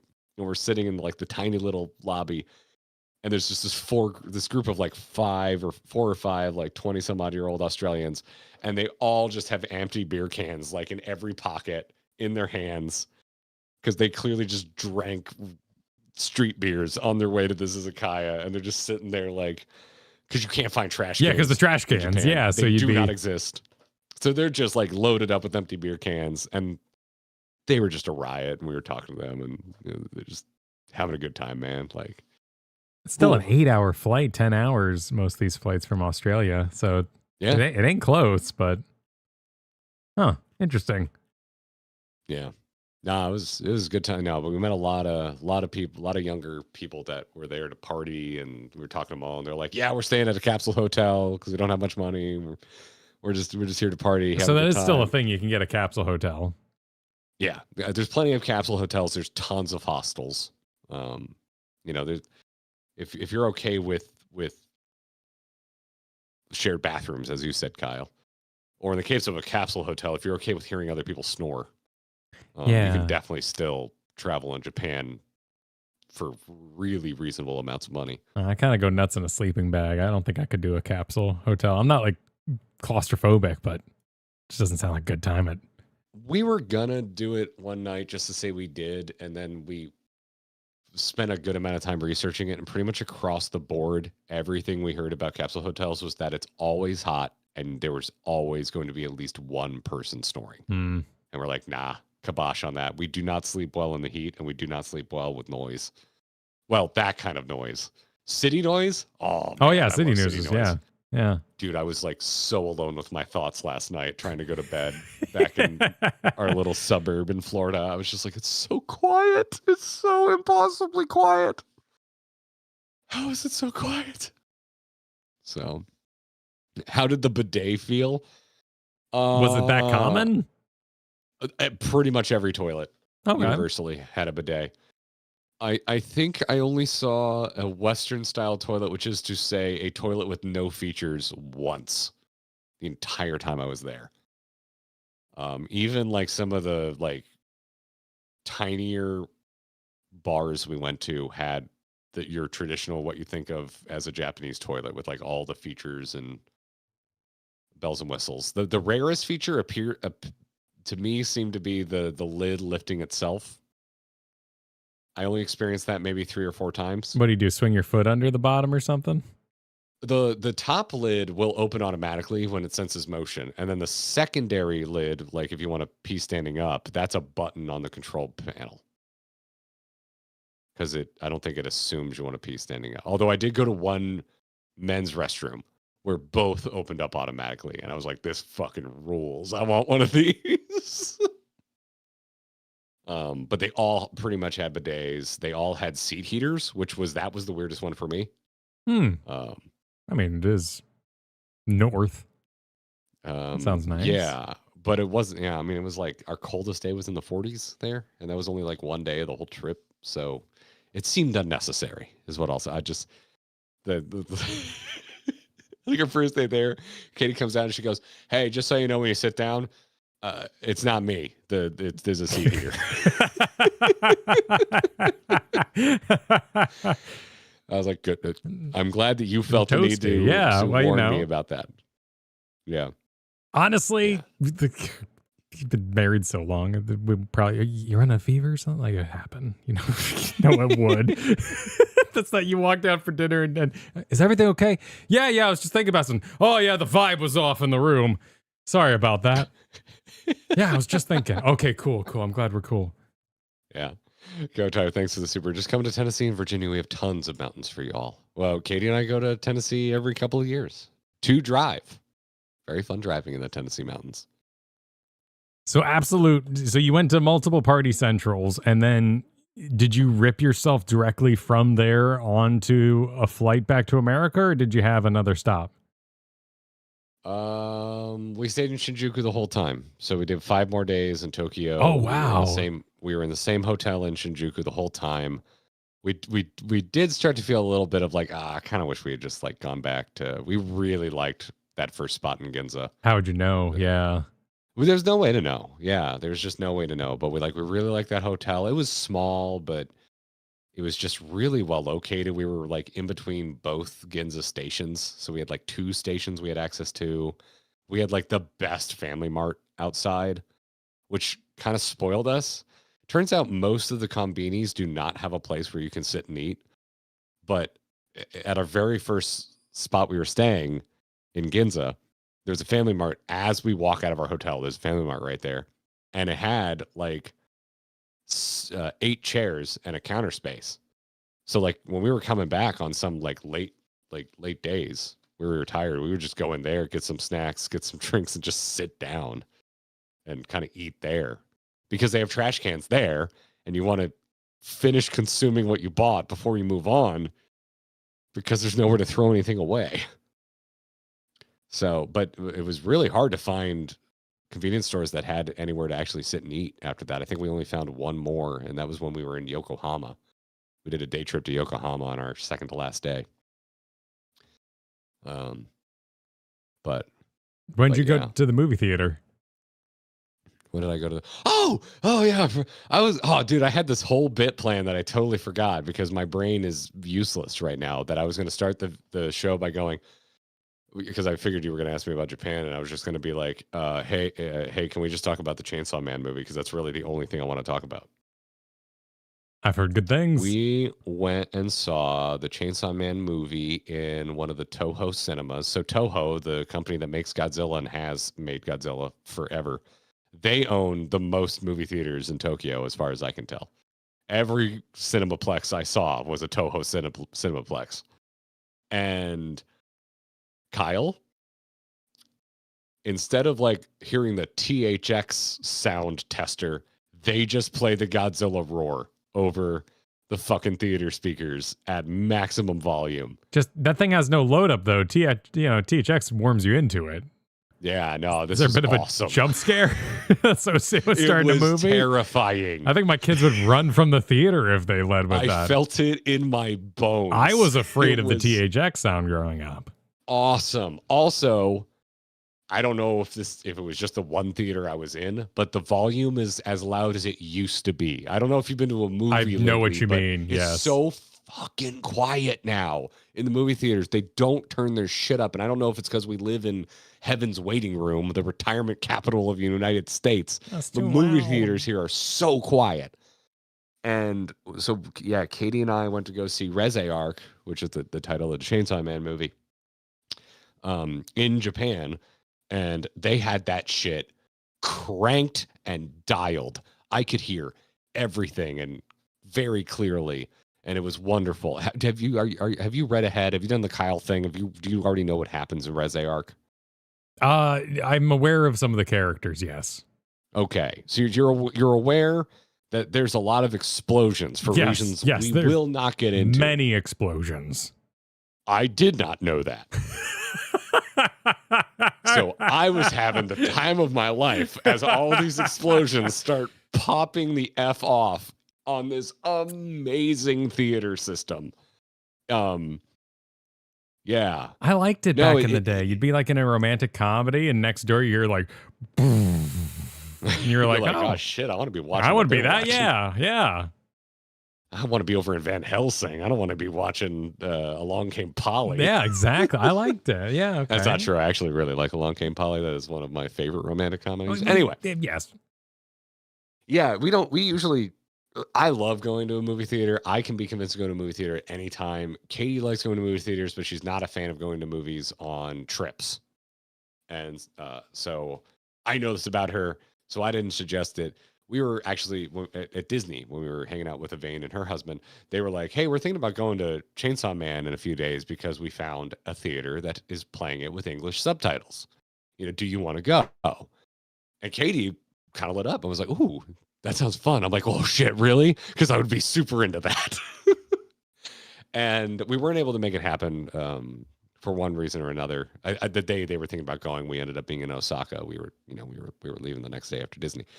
But later on in the trip, we're getting towards the end of our trip, and we're just kind of tired at this point, Kyle. We've walked so much, and yeah, we were just like, hey, Evane, we know you've already left Japan, but what theater had the English subs? So it was only the 9:00 showing in Ikebukuro. So we also technically went to Ikebukuro, but the only thing we saw were a couple random streets and the inside of a movie theater. And the Chainsaw Man movie is, and I know it's overused, but it is absolute cinema. It is fucking perfect. It is one of the best anime experiences I've ever had in my life, and I think only 20% of that is because I watched it in Tokyo. Was it a good crowd? Did that have an effect? People were pretty quiet. It was mostly Americans, and it wasn't a full theater. Okay. I'm assuming most of the locals were skipping it because they probably didn't want to watch it with words on the screen because they don't need that shit. Well, if they actually turn up the sound there, you don't need the words on the screen. So hell yeah. Yeah. Well, and it would be in English and not in Japanese because it was English subtitles is what we watched very specifically. Just for my own, this is completely off the beaten path of Japan, but did they like bump up the animation for the movie? Like, did it look better or different than the normal show? To me, it looked like part of why I like Chainsaw Man so much, dude, is that I think it looks incredible. So to me, like, I'd say it looks sick, and I think the show looks sick. Like, my immediate reaction was that it looked on par with the show. Clearly, some of the set pieces are kind of insane compared to the scale of things we've seen in the show already. Yeah, but it's interesting to see chat saying that the animation is much higher quality. I was like, I don't know, man. I think the show looks really good. So, wait, is it on Netflix? Is it on Netflix? That's what chat's saying. If you have a chance to see it in theaters, I would definitely do it, but I know it would be much easier. Whatever gets you watching it as soon as humanly possible, because I must talk to you about this. Okay. I have to talk to you about Reze Arc. It like ripped my heart out of my chest, dude, and like fed it to me. Like, oh yeah, I can see how that would happen. Oh, see, you have read ahead. Yeah, so yeah, I know. I knew you read ahead, you bastard. Underplaying it, but not like not like in a I wouldn't be willing to watch it kind of way. I really do want to see it. That's awesome. Oh, that's cool. That's cool. Yeah, what a year for anime movies in the theater. Yeah, because Demon Slayer made a shit ton of money. Chainsaw Man made a shit ton of money too. Yeah. Last I heard, and that was over a week ago, it had cleared the $100 million mark, and I think the budget was like $7 million. Damn. Chainsaw Man, Reze Arc, box office. Oh, these are way out of date. Oh, it has passed 150 million. Hell yeah. The future is anime, man. Hell yeah. Let's freaking go. Let's freaking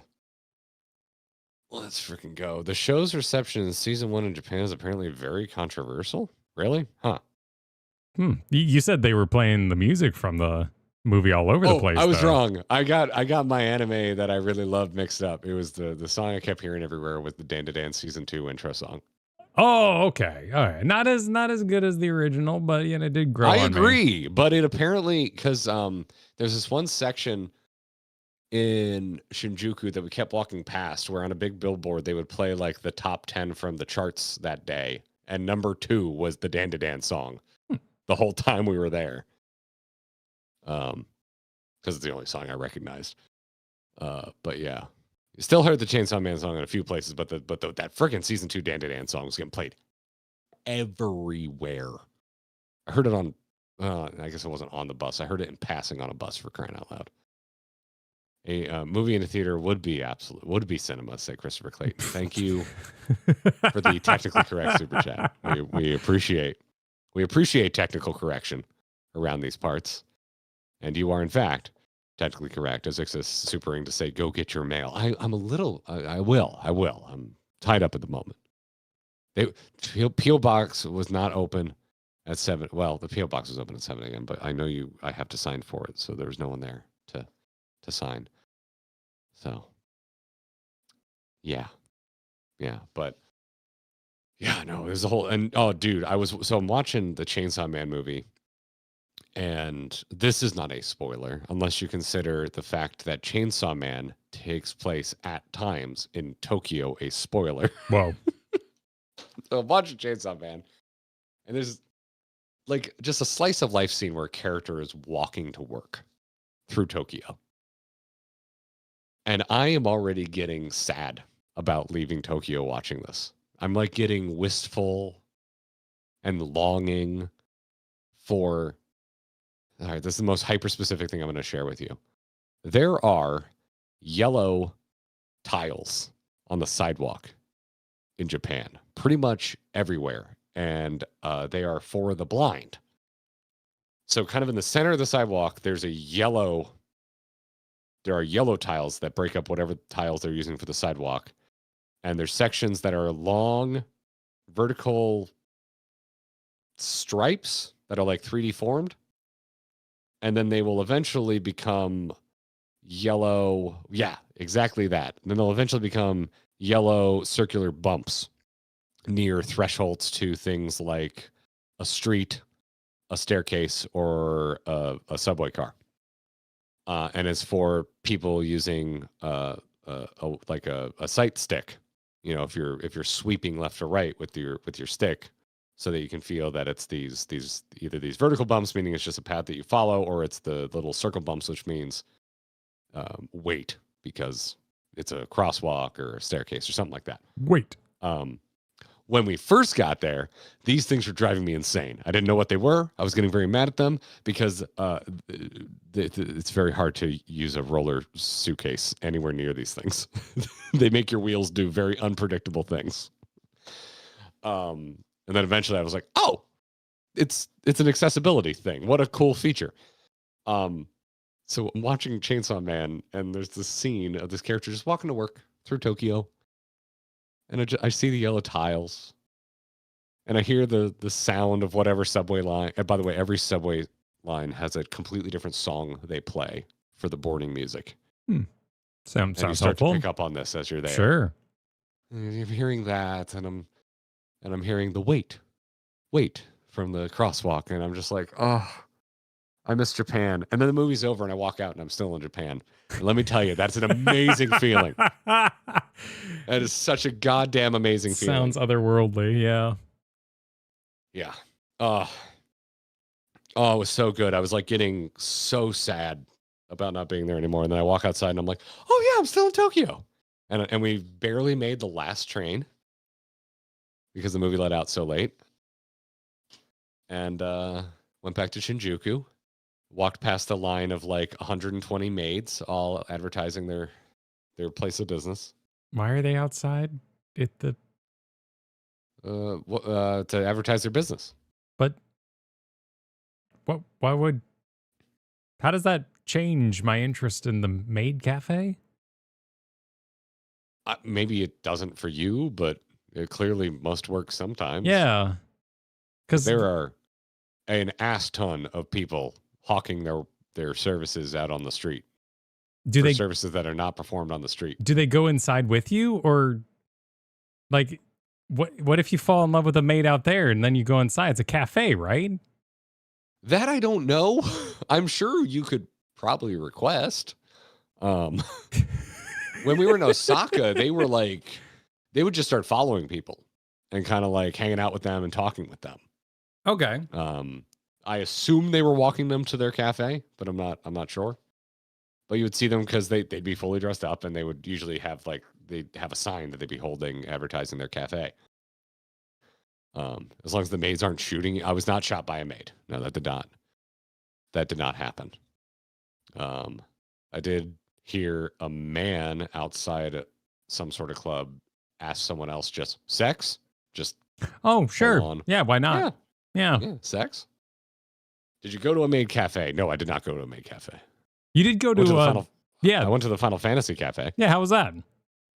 It was good. It was good. It was cool. I was disappointed that most of the drinks are non-alcoholic, and the drinks that were alcoholic were disappointing. But I did get the non-alcoholic Dark Knight drink, which was a surprisingly good coffee drink. So once I saw the menu, I was like, oh, this is kind of disappointing. And then I got my drink, and I was like, oh, this is fun as shit. So just like I had my entire Final Fantasy 14 experience in about 10 minutes, where I was like, oh, this seems kind of disappointing. And then I was like, oh, now I'm having a really good time. Sure as shit not drinking a Dark Knight coffee. Yep, sure as shit not eating Shadowbringer. Yeah. That sword is fully edible, by the way, Kyle. Really? It tastes exactly like communion if you're Catholic. Oh, so it looks like it tastes, yeah. Okay. Yeah. Yeah. Tastes like day old rice paper. That's what it tastes like. Yeah, it was cool. The props in there are sick. It's pretty small. I know they have like, I think, a private hall as well if you have a bigger party and you want to book it. We got 2 of the buns. So we ate a Fat Cat and we ate a Chocobo because they have bao buns that look like Fat Cat and Chocobo. That's cute. Those weren't edible when I went. Oh, well, maybe I ate plastic. No, yeah, maybe you just ate. Well, it'll all come out in the end. I know what rice paper. What coaster did I get? We got Dark Knight and Y'shtola. Although, shout out to Dan from the GG in Japan group. Gave me a fat stack of what I think is an almost complete collection. Wow. Of Eorzea Cafe. Very nice. So, Dan, clearly, I'm just going to put you on blast here. You have clearly gone to the cafe many, many times. If you got a collection. Yeah, so got a ton of these bad boys now.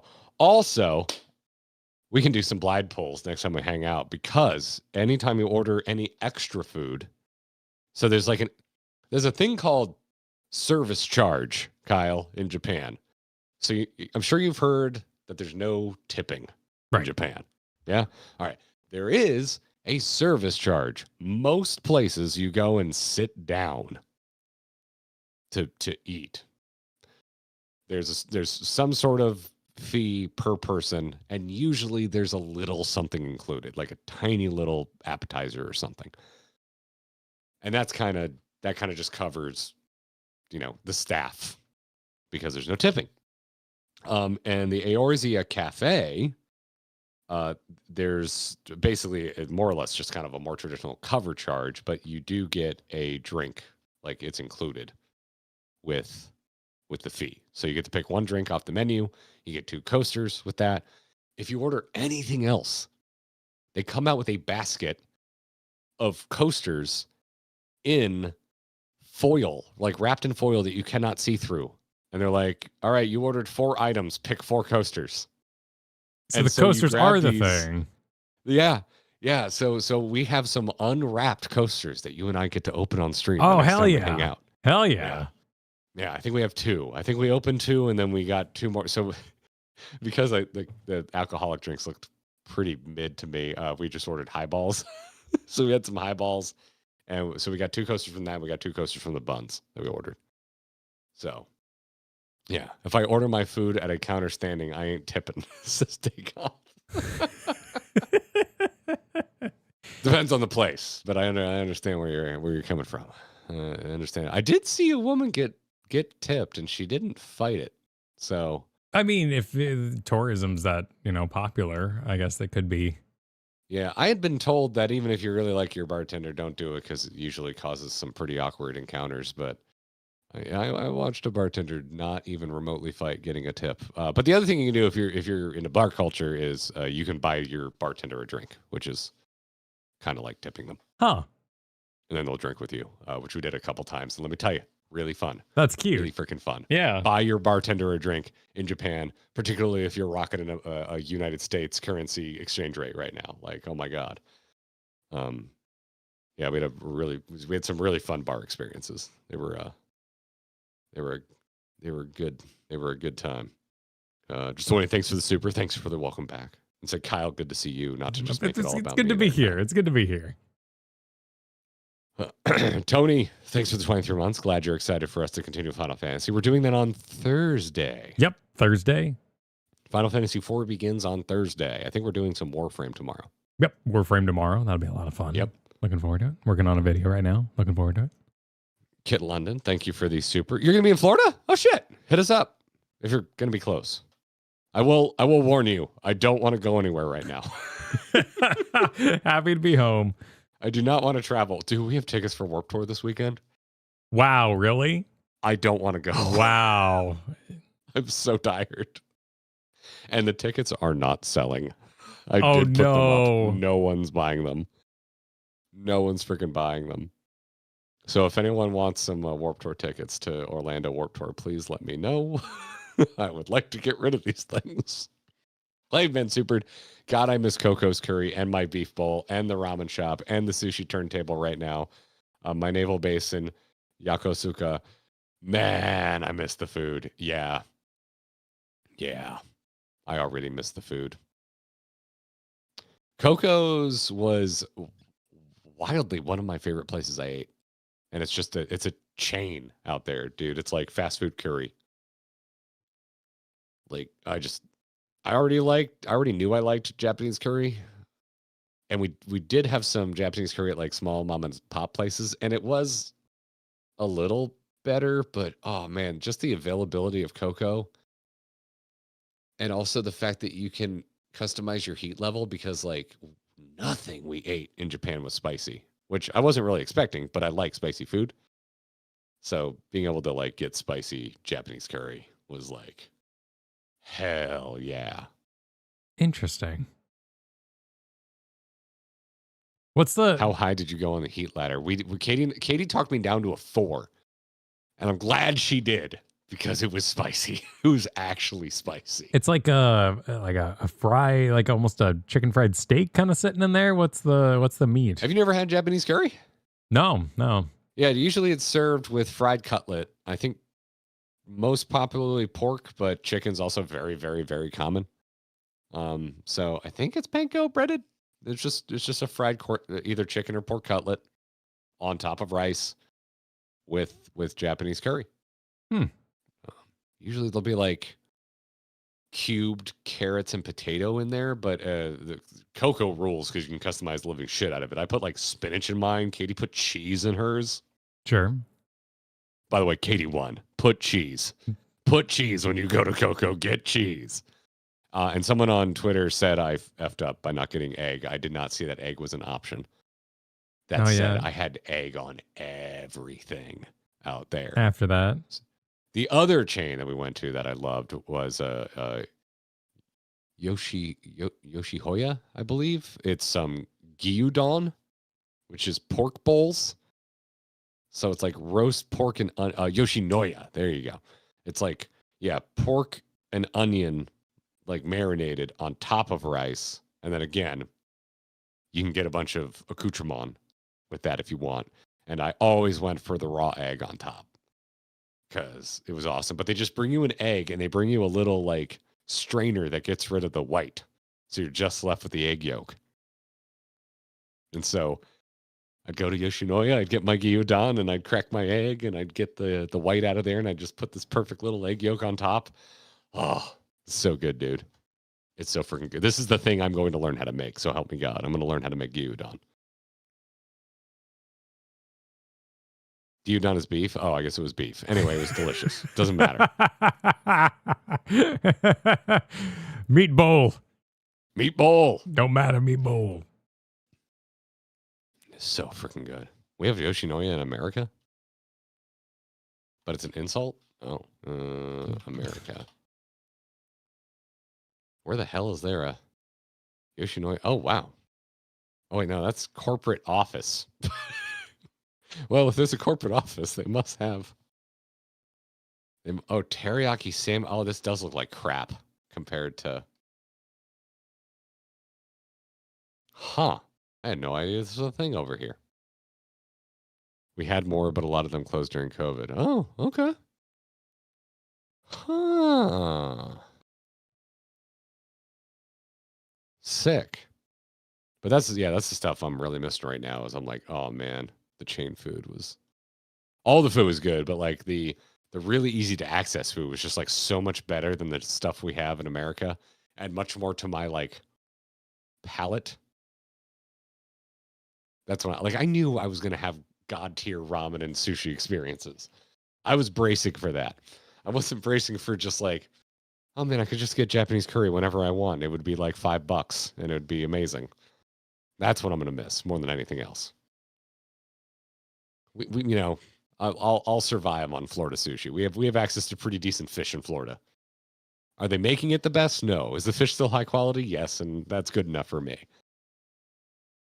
Oh, it's the more accessible, more affordable stuff that's just that hurts, man. It's just like because there's no equivalent here. It's like, yeah. It's like I can't, even if I wanted to throw money at the problem, I can't. It doesn't exist. Right, you have to try to replicate yourself and cook it for yourself. Yep. I am very thankful that the local ramen place also has a pretty damn good Japanese curry.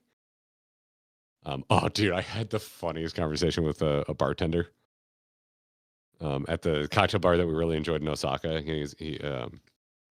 Our conversations kind of varied, kind of because we have no Japanese skills at all. So it was pretty much on the English skills of our bartender for how good of a conversation we were having. And our bartender had really good English. So he was really just picking our brains about like where we're from. And because he's like, how long are you staying in Osaka? And we're like, oh, it's our last night. And so he goes into it. He's like, all right, have you had all of the local food that, we're famous for? And I'm like, yes. Yeah. And he's like, okay, well, and then he starts testing us. He's like, well, what'd you have? And I was like, well, we went and got, shit, what's the octopus balls? Shit, we got the octopus balls. What are those called? Oh, takoyaki. Yeah, we got takoyaki. We got okonomiyaki, which is the Japanese pancake. And those are the two things that Osaka are like really, really famous for. And he's like, cool. You ever had them before? And we were like, yeah. And he's like, what? Really? And we're like, yeah. He's like, where? We're like, in America. And he's like, they have takoyaki in America? We're like, yeah, it's actually pretty common. And he's like, where do you get takoyaki in America? And we're like, most ramen places have it. And he just starts laughing. He's like, that sounds like America. And we're like, what do you mean? He's like, you would never find takoyaki at a ramen place here. Oh, yeah. Okay. Sure. Yeah. He's like, and what about okonomiyaki? And then we were like, that's actually way harder to find, at least where we live. And I found it interesting that he found that odd. It seemed to him, I got the vibe that he thought that takoyaki would have been much more hard to find, but I feel like takoyaki is everywhere here now.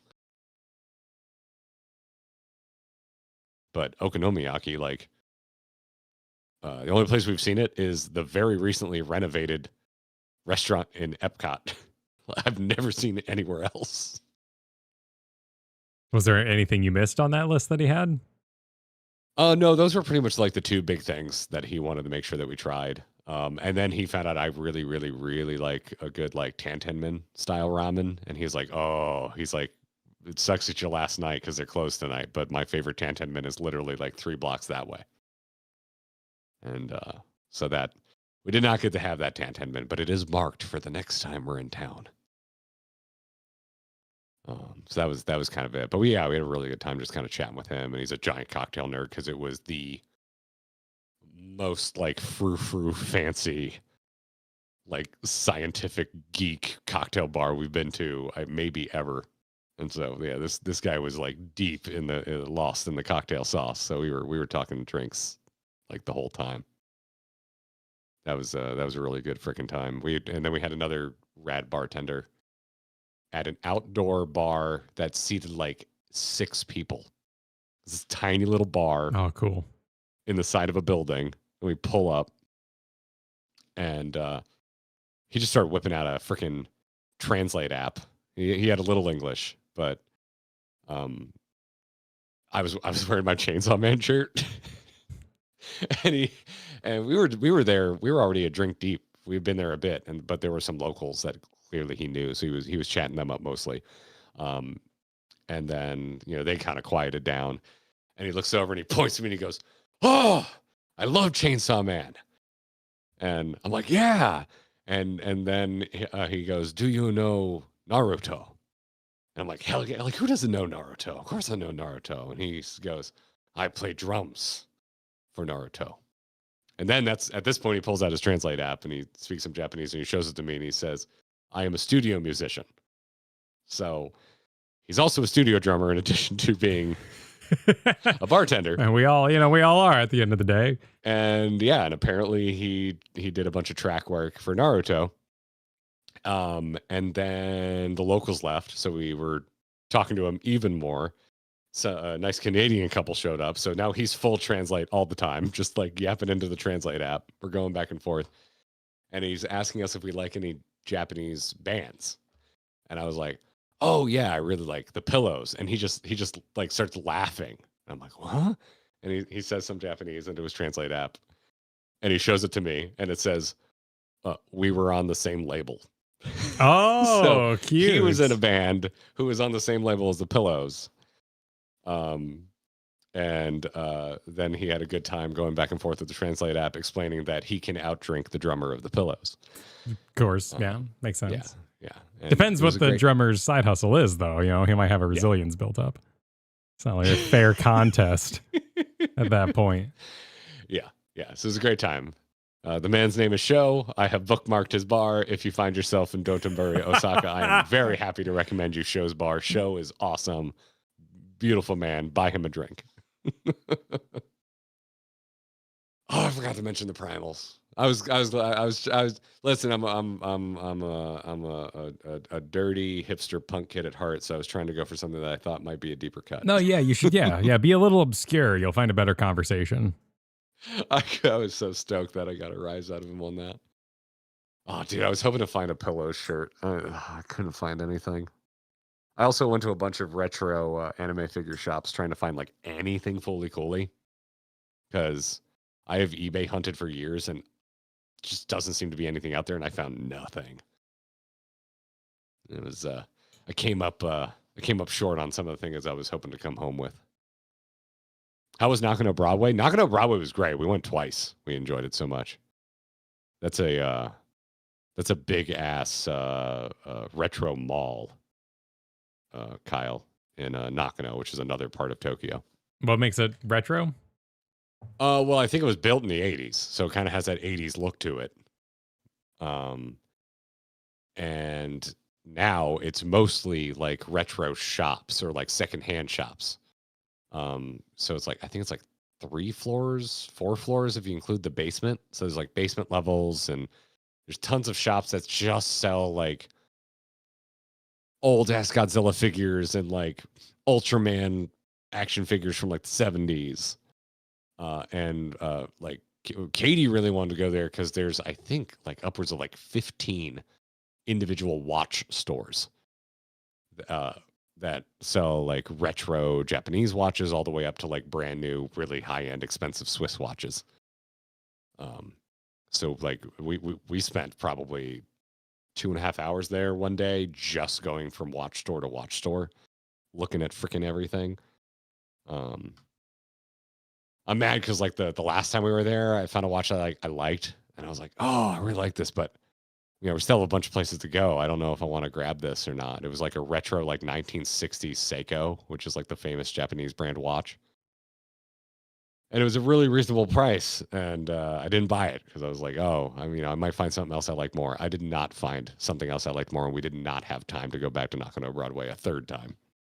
So I did not come home with a vintage Seiko, and I'm very sad about it. But it is what it is. It was still a fun experience. And I do at least know that next time we're there, I can probably find a vintage Seiko. Why is Broadway? Why is Chad talking about Mandrake so much? I don't know. Mandrake? Yeah, I found a picture of a store here, but it kind of looks like everything else with a bit more of a... Mandrake, Japan. I did not go to whatever this is. Mandrake is an otaku emporium offering anime merch, manga, games, rare collectibles, adult goods, and more. Oh, yeah, I did not go to this. What a range. We went to an Animate store, which, let me tell you, Animate is a fever dream. So there's a chain of stores called Animate in Japan. There's a big one in Akihabara. We went to a big one in Osaka, in Denden Town. I think it was 8 floors. And every floor is like a different thing, dude. So like you go into like floor 1 and it's like figures. You're like, oh, look at all the anime figures. Oh, this is sick. Go to floor 2, it's all like manga. Yeah, which is just comics there, because manga is Japanese for comic. Yep, that's what it means. Anime is Japanese for animation. Anyway, you know what I mean. And then it's just like floors and floors of like fandom goods that are like those little acrylic standees or like folders. Folders are really popular. Like Lisa Frank folder, or is that what we're talking about? Kind of, yeah. Not full on Trapper Keeper, like thin, like file folder that you can slide paper into with like your favorite character on the front. Huh. Yeah, clear files, folios. There you go. Folios is a great way. Yeah. Clear files, folios, those kind of things. An entire floor of that kind of shit. And like there was also like keychains and pencils. Like, and so my vibe I got from this, because this was completely alien to me, was that it was like fandom for the school going age. Okay. Like things that you can decorate your backpack with or that kind of a thing.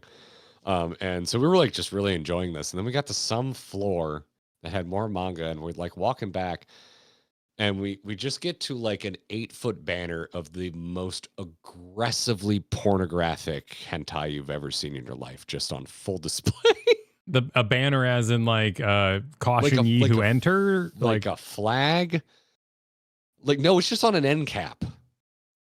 Just on an end cap. Just the biggest, most rockin' naked anime lady you've ever seen. And Katie and I both just kind of stood there with our mouths open, and I had to like kind of like wake up like, oh right, we should. Yeah, the shock of it. Yeah, just seeing that out and about. Like such fucking tourists. But that whole back section was nothing but 18 plus stuff.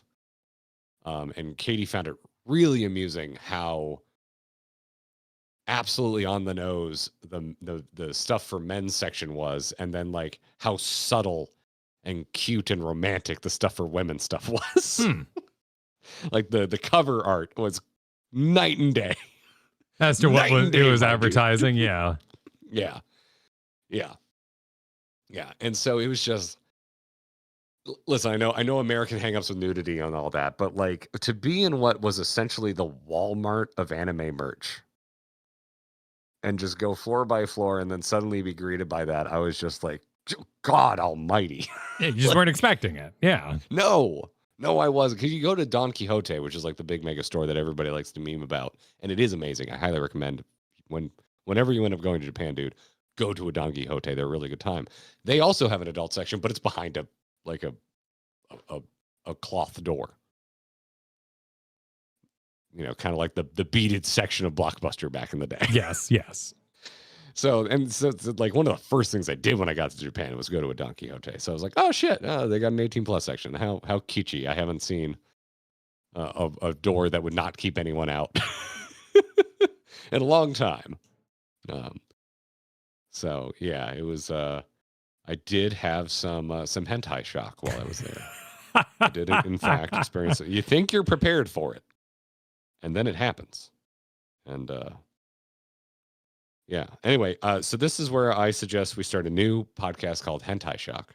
Oh, of course. Well, that's the problem. The shock would wear off. So I don't know how you maintain the show. No, we keep getting. It's a guest interview show, and we just bring on guests. They would after their first visit to Japan. It's more like a game show. Yeah, you'd have to. Oh, after their visit to Japan. Okay, I see. Yeah. I see. You just get the content's coming from. Just get Japan travel virgins on the show to talk about, you know, the culture shock of it all. So, yeah.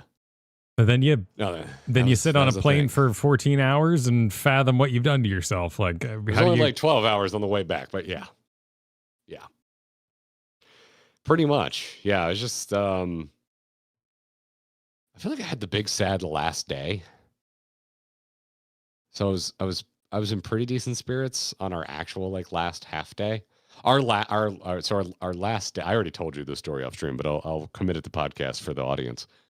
So our last day in Japan, like the day we go home, our flight isn't until 8 p.m. So we're thinking to ourselves, holy shit, we got half a day in Tokyo. Hell yeah. You know, we're going to go to Koko one more time. We're going to head back to Ginza because it's way closer to the airport and it's quieter. I had the best coffee of my life in Ginza. Like, I didn't think coffee would be one of the things I'm going to miss the most about Japan, but coffee I had everywhere was just like legitimately really good, and I do like coffee, so I do really appreciate a good coffee. And pretty much everywhere I went across the board, the coffee was amazing. But there was the first cafe we went to, best latte of my life, and no latte I had after that one-upped it. Like, it was just the most perfect coffee product I have ever had. And so we're like, all right, we got half a day. We're going to be sad. So let's make ourselves not sad by going and revisiting a few things that we really liked before we leave. Problem is, our final hotel, really far away from Ginza, dude. And we're now rocking 4 suitcases and 2 of the world's heaviest backpacks. Because we put small suitcases inside a big suitcase until we got to our final location. Then we bought a bunch of shit and we filled up both suitcases. And we're like, well, you don't want to travel around the streets of Tokyo with 4 suitcases. That is not fun. That's not a good time. In the subways, they have luggage lockers. It's like 500 yen. Coin lockers. Wonderful. Great. Cool. So we're like, we have this perfect plan. We're going to leave the hotel. They kick you out at 11 a.m. We're going to catch the M line. I forget the long name, but it's the M line will go direct to Ginza from Shinjuku. We're going to catch that. We're going to go over to Ginza Station. We're going to get a locker in Ginza Station, and we're going to go spend our half day in Ginza and have a wonderful time. You know, go out with a bang. 11 a.m. comes. It is pouring rain outside, and we have a 15-minute walk to Shinjuku Station to catch our train with our stupid-ass luggage in the busiest part of Tokyo. So we're on the struggle bus already. Just damn wonderful accessibility tiles kicking our luggage every direction on the sidewalk. I want to be very clear. It's a beautiful thing. It's a beautiful thing that more countries should do. But goddamn those tiles. We have them here. Not to this like degree. Down the center thing, but they're at every intersection. Yeah. It does depend on the location. Not everywhere in Japan has them like the full length. But anyway. So we're doing that. I got like a used mask stuck to one of my wheels. I'm having a rough time. Miss our first train. We're down in the subway station. It's freezing cold out in the rain, so we're bundled up. We get to the subway station. It's like 109 degrees in the subway. So we're trying to unbundle. Finally get on a train. Standing room only. We've got all this luggage. We're just the biggest gaijin on the planet. With all our shit. Get to Ginza Station. First miscalculation. We're not leaving from Ginza Station. There's a smaller Ginza Station called Higashi Ginza. That's the station we need to use to actually get to the airport. So like, shit. Well, we don't want to have to come back to the wrong station to get our shit out of the locker. Let's haul our shit up the stairs because we couldn't find the elevator and get over to Higashi Ginza. So we get over to Higashi Ginza. I find the elevator. Hell yeah. Shout out to the subway information folks that sometimes you just bump into up on the streets. Katie and I were looking very lost trying to find the elevator to the station. This lovely man in a very bright blue vest comes over to me and goes, "Do you need any help?" And he was an information guy. I actually hadn't seen these guys once the whole time we were here. And on our last day, when I just really need to find the elevator, like an angel, he appeared to me. Blue vest. Yep, in a blue vest. And I was like, yeah, I can't find the elevator. He's like, there's a Kabuki theater around the corner. It's in the Kabuki theater. And I was like, oh. Wow. I would have never found that. Never in a million years. Sure enough, there it was. So we go downstairs, finally find the lockers. There's about 5 sets of lockers down in Higashi Ginza Station because it's a smaller station. Every single locker is in use. Every single damn one of them. Could not put our luggage away. We lost like another hour to running around a 4-block radius up top because Google was telling us there were other luggage storage facilities, none of which still existed. Every single one of them just wasn't there anymore. So Google was out of date on that. And at that point, we're still getting rained on during all of this. And we're just like, I guess we're just going to go to the airport. And so instead, we spent like 6 hours in the Haneda airport, which I will say, we salvaged it and we had a pretty damn good time because that's a pretty rockin' airport. They had a Yoshinoya, so we got to Gyudon one more time before we left. They had a mini Don Quixote in there. They had a giant Gashapon store. They had just like a random sundry store that had like Gunpla and Pokemon stuff. So we got these adorable Pikachu passport holders. We had a good time. We had a good time spending our last 5 hours, 6 hours, however long it was in Haneda Airport. It was all right. We salvaged it. But oh my goodness, was it looking grim there for a minute, dude. So that was our last day. And then we just fathomed it on the way home. And I'm not going to lie, man, after spending 16 days of like extreme adventure, turning the lights on to my 11 by 11 hot box of a studio, it was a little rough. It was a little rough. Time to get on the internet, nerd. Yeah. Oh, man. Oh, dude. Yeah. Man, I was seeing like Final Fantasy 14 hot takes on my social media on the way home, and I was just like, who cares? Well, wait. For informational purposes, what are we hot taking about? What? I don't even remember, man. And yeah, no, it's from a dude I don't want to talk about. Okay, fair enough. The takes were hot. Yeah, we don't want to get. No, it's from one of these recreational rage baiters who is definitely not going to have as much to say about the layoffs as they did harassing individual. Oh, okay. I get what you're. Okay. Yeah. All right. Yeah. No, so can't help but notice they're real quiet right now when there's like an actual problem. You stared into the abyss after having a wonderful time, and I was firing up social media the whole time to post pictures. But yeah, man, just like. No, welcome back. It's good to have you back. You know, we missed you a lot. I'm glad you had such an amazing time. Sounds like an amazing time. It was. It really freaking was, man. So do you feel like, do you have a hobby lined up for yourself, or are you just going to like start preparing for next year? I think we're going to just start preparing for next year. We're continue it. We haven't started researching it, but I think we're going to start learning Japanese. Nice. I think that's going to be the next thing Katie and I do together. Because we had a really freaking good time, and we had obviously a long chat on the ride home because we had plenty of time to think. And I was like, first off, just because of like we were sitting on so many airline miles because I was flying a lot pre-COVID for work-related reasons, and I don't use miles on work flights because that's a wonderful tax incentive. Sure. So I'd accrued a ton of miles, and then COVID happened, and we went nowhere, and you and I haven't been to a BlizzCon since. Heroes of BlizzCon, by the way.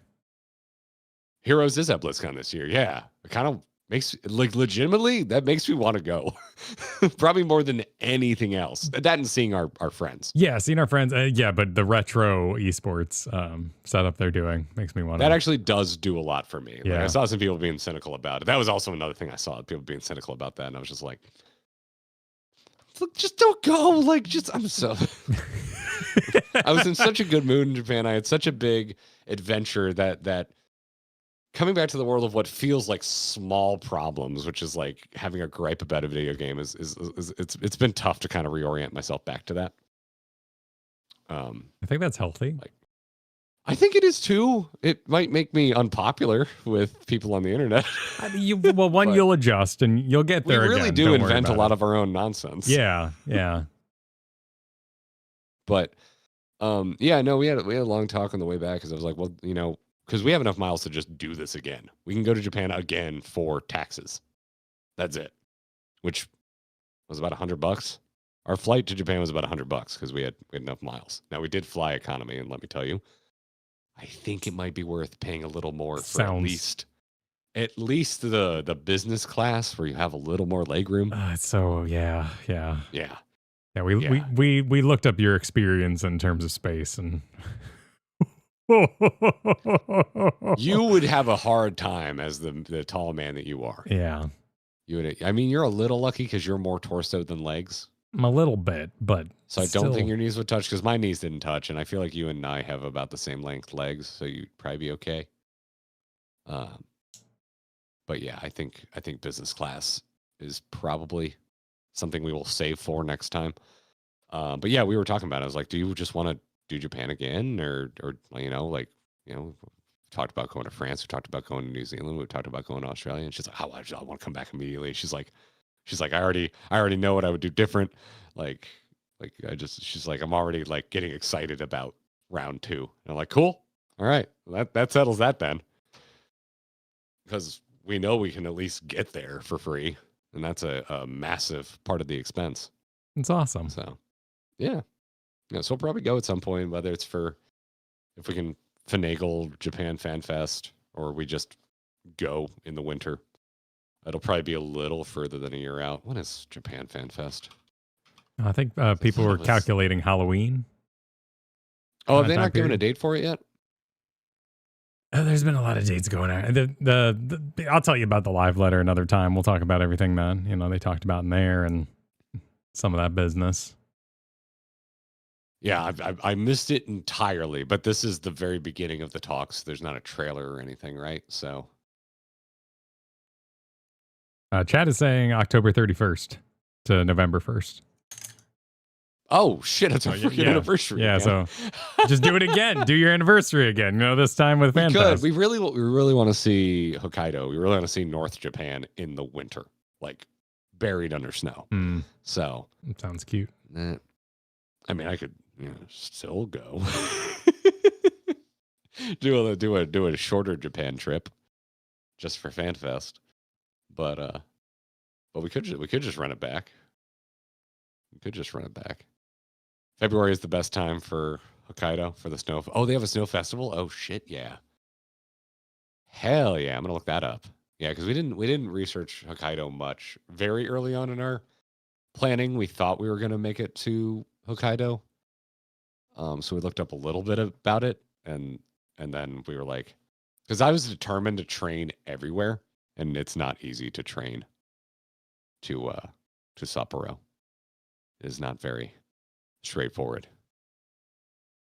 Not sure where Kyle went. He seems like something was exploding. But yeah, we could just run it back. Don't forget to check for your FanFest ticket emails. Oh, cool. Does not appear I got one, but Katie may have. Katie was how we got it last time. Oh, I'm having a massive sinus attack. I need Kyle to cover for me.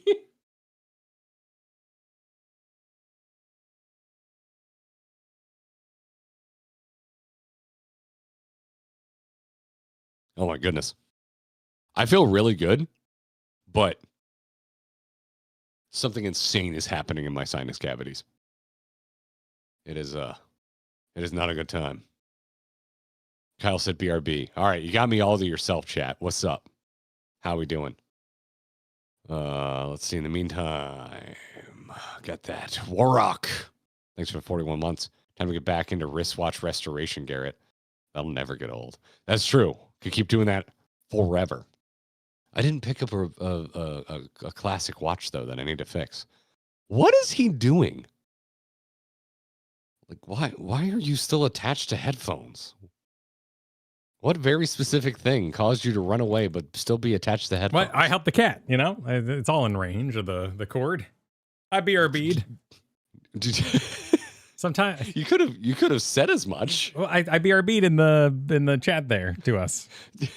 We have a microphone. You could just say, "Oh, I'm going to help the cat." Well, it's an audio podcast. I was just, I was being quiet. I was letting you talk. And I have to edit it anyway. And he likes to sit there. He sits there and he kind of goes, "Do I want to?" And I'm not going to tap his little fuzzy butt. He's a senior supreme, so I kind of let him take his time, make his decision. Sometimes the curtain's closed, sometimes it's open, and it kind of goes, "Oh, curtain."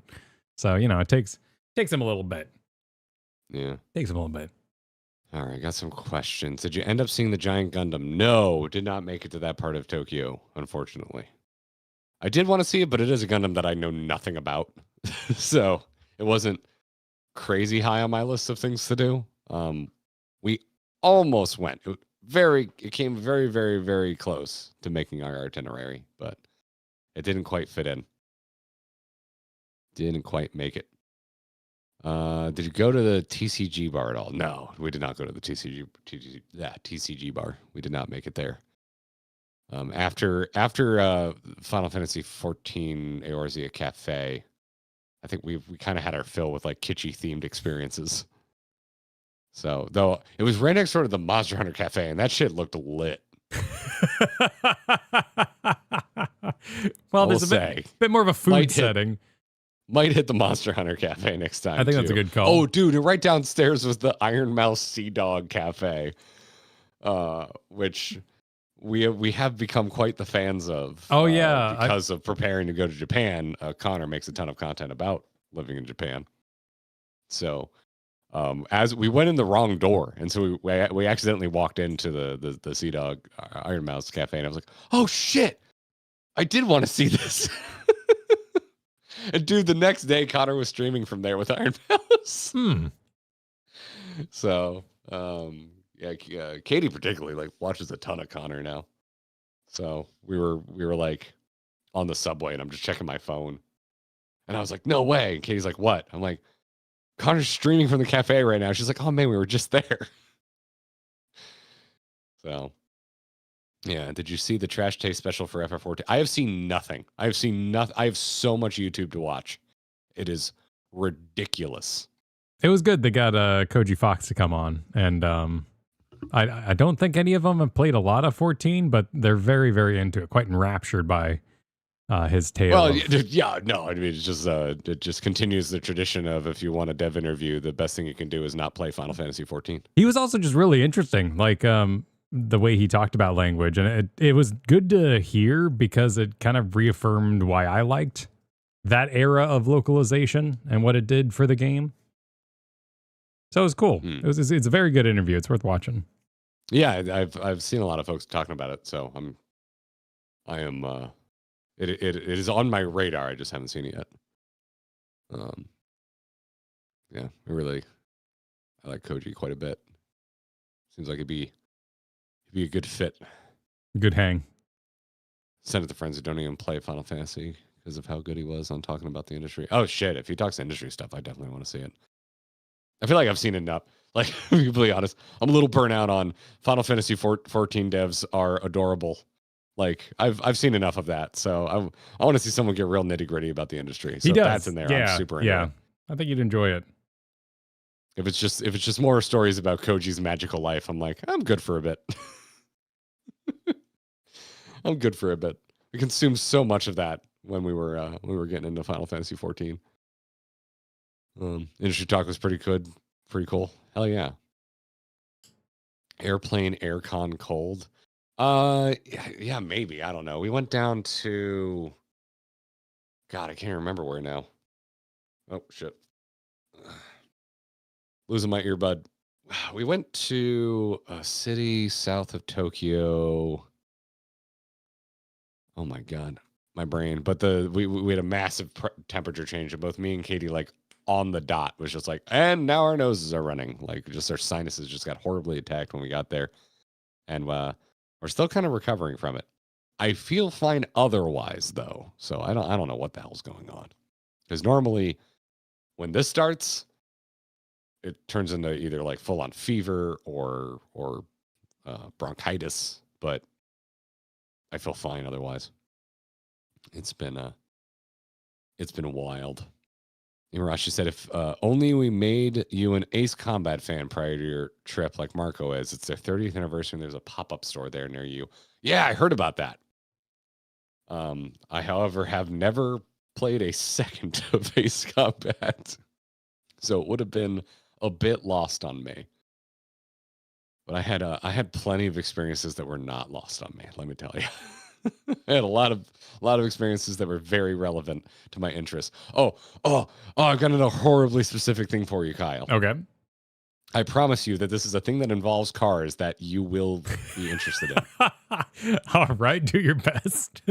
So, on that tour where I rented the Supra, like we would drive for a bit, and then we would like stop at a scenic overlook, and the guide would kind of talk us through for what we're gonna do next. And kind of late into the tour, he's like, okay, this next section, not too tight, so don't worry about buses or anything like that. Nice wide roads. We're going to drive over a music road. Are you aware of music roads? I can imagine, but please continue. There's like grooves in the asphalt so that it resonates. Like the bumps resonate your car. Okay. At different frequencies to make notes, and it plays music. There's one of these in America that's kind of famous. I forget what it plays though, and where it is. But somewhere in Hakone, there's a music road that plays the theme from Evangelion. Huh. And we drove over this, and let me tell you, man, I've never been on a music road before. It is unmistakable. It is the goddamn theme from Evangelion. Like that? Just like vibrating your car? Wow. That's what it sounds like. It's fantastic. Huh. And I just had this moment of turning to Katie without being distracted while driving and going, I'm so glad I made you watch Evangelion before this. That is so funny. Oh, by the way, the Evangelion theme song was part of me being drunk at karaoke. Just FYI. Oh, right. I forget there's words because we were just talking about a musical road. Okay. Yes. Yeah. I can see how that could happen. Yes. I don't know what they are, but luckily they spelt out the Japanese in English. Oh, characters. Wow. So you really had to try. I got the full experience. That's amazing. No, well, no, a lot of the songs had no English characters, so yeah, no, there's plenty of other things that were way harder than that. but freaking yeah, man, it was a trip. It was a freaking trip. Connor on the podcast when? I mean, politely inform him that you would like him to come on. That's usually the best way to make those things happen. Is if usually if you find out you have a big crossover audience, usually a crossover happens. The keyword is politely. Politely be like, hey, you should collab with those GG nerds. I watched quite a bit of it while you were gone. You know, we share this YouTube channel, which means we share a algorithm that gets left on while I'm editing at times. And I watched a fair bit of the Sea Dog Iron Mouse Connor stuff while you were gone. Have you looked into any of his Final Fantasy streams? He has done some truly insane, like no life marathons to beat entire mainline Final Fantasy games. That's all wonderful, you know. Great. I could use some sleep first. You know, dude, I'm the same, and that's why I have so much respect for it. I'm like, that sounds exhausting. Like I loved your stories today. Everyone's being so sweet, being like, Kyle, you have to go, and I'm like, I just need some sleep first. Dad of 3, third birthday was this past weekend. God. So if you've known us since I disappeared for a kid, it's been 3 years already. And jeez. And that was an experience. He's such a cool little guy. He has such an imagination.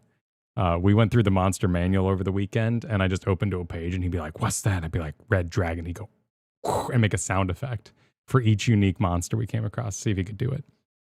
That's adorable. Yeah, but it was also the first birthday where the toys got cool in front of the older kid, and that was a rude awakening. Because, you know, it's always been like jangle balls and, you know, kid friendly, this and that, Duplos. But all of a sudden, you know, like a Nerf gun shows up for a younger brother. And you're like, and I'm like, dude, I've taught you about Nerf guns. He's like, I didn't know Nerf guns were so cool. Just like crying on the floor. I'm like, I'm sorry, but I tried to prepare you for this moment by teaching you that Nerf blasters are awesome.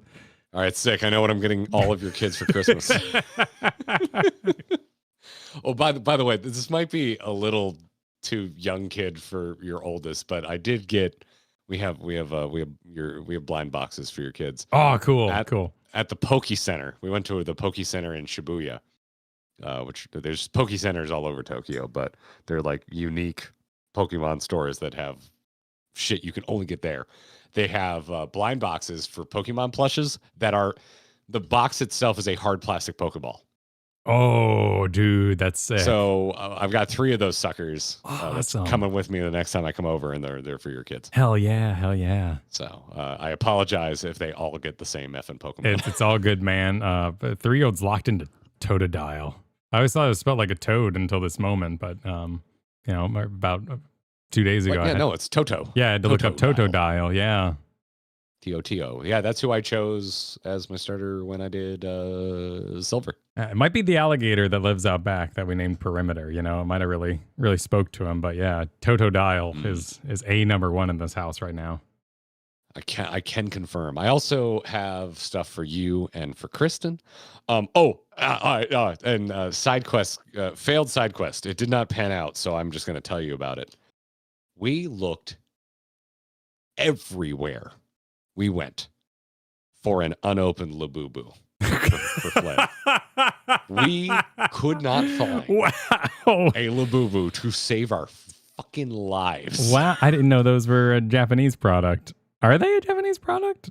I still don't know. I forget the brand. But they had entire stores of that brand in Japan. Wow. And they had everything except Labubu. We went to we stumbled across. It's not like we actively went seeking them. It's Robots something. I forget the name of the company. It's not Kid Robot, but it's similar. But yeah, we just randomly stumbled across. But in a lot of the anime figure stores, they also were reselling Labubu. And my God, it was like $50 for an opened box Labubu. Sure. Yeah, that's how they're the Beanie Baby craze thing. Yeah.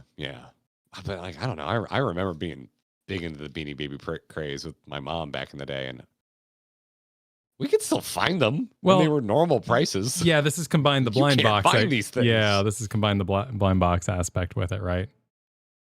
Yeah. So that's pretty funny. We tried.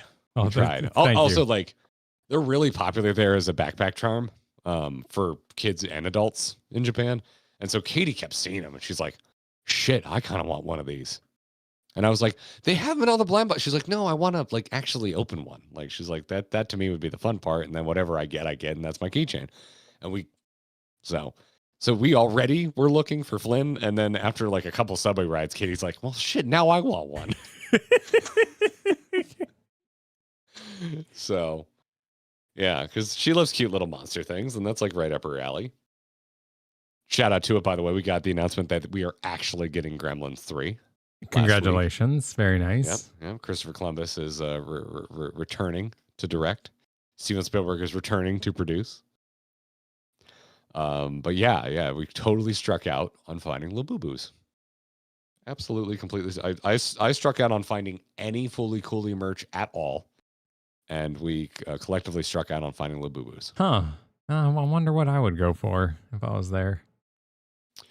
There is so much JoJo. Oh, I'm sure. It is oppressive. It is oppressive how much JoJo there is. It's got to be less than One Piece, though, right?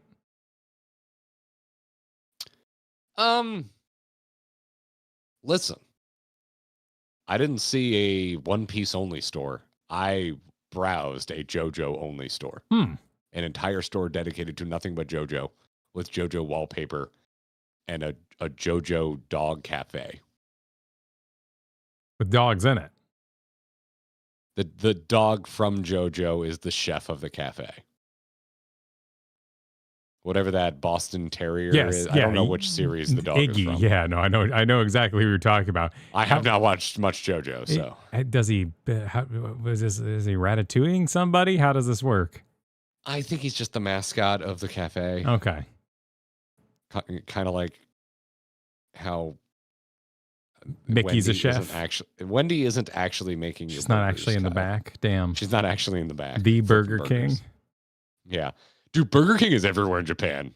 I think I saw more Burger Kings than I saw McDonald's. It was weird. And the menu looked the same. Oh. No. I didn't get my Shaka fries. I didn't want to try Shaka fries from McDonald's, but we didn't. What's a Shaka fry? You get flavoring, and you put it in the bag, and then you shake your bag of fries with this flavoring, and it kind of dusts the fries. Oh, okay. Yeah, sure. Some sort of vaguely differentiated MSG, I'm sure.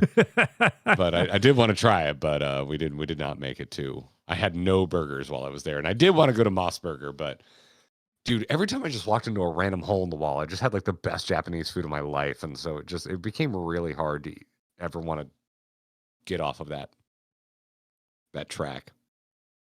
So, shaka shaka is the sound of shaking the fries inside the bag. Yes. Yes, just like Kit Kat sounds kind of like the word for good luck in Japanese, and that's why Kit Kats are so popular. Oh, well, that's nice. Wait, but kisses were purposely named kisses, so we don't get anything cool like that. No. We didn't try a lot of Kit Kats. Kay's not big on Kit Kats, but like as we were leaving, we're like, oh shit, they have sake Kit Kats. And let me tell you, the sake Kit Kats kind of slap. Huh. Like a kind of a tang to them? Like what? They do have a bit of a tang to them, and yet they're still sweet somehow. They're weird but good. They're good but weird. Try them if you have a chance. I ate all of them on the way here. You will have none of these. They are in my stomach. I'm good. Yeah. Well, let's wrap up the podcast portion. Then we'll do some just like after the fact, full on just Q&A where we're not worried about pacing on how quickly we get through conversation. Excellent. I got a lot of games to tell you about. I'll tell you about them next week. Sick. I have no games to tell you about. Unless you want to hear about me beating Brock on Let's Go Pikachu, because that's as far as I made it before I fell asleep on the plane.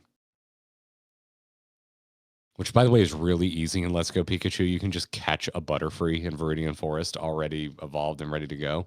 Wow. It's really easy to beat Brock. Also, there's just Oddishes. Oh, just free Oddish. Huh. Before you get there, which comes with Absorb, which is a plant move, so you just steamroll Brock. Seems so unfair to him. Yeah, it's really easy. Really, really easy. Because like at first I'm like, you start with Pikachu. Pikachu sucks against Brock. It's like, there's just an Oddish. I'm good. We got this. Anyway, big shout out to folks supporting us on Patreon. Let me tell you, I'm always thankful. Traveling abroad, I'm very thankful. I'm not looking forward to the credit card statement this month. Because you're like, hey, it's the exchange rate. And then you realize you're still eating out every meal for 16 days.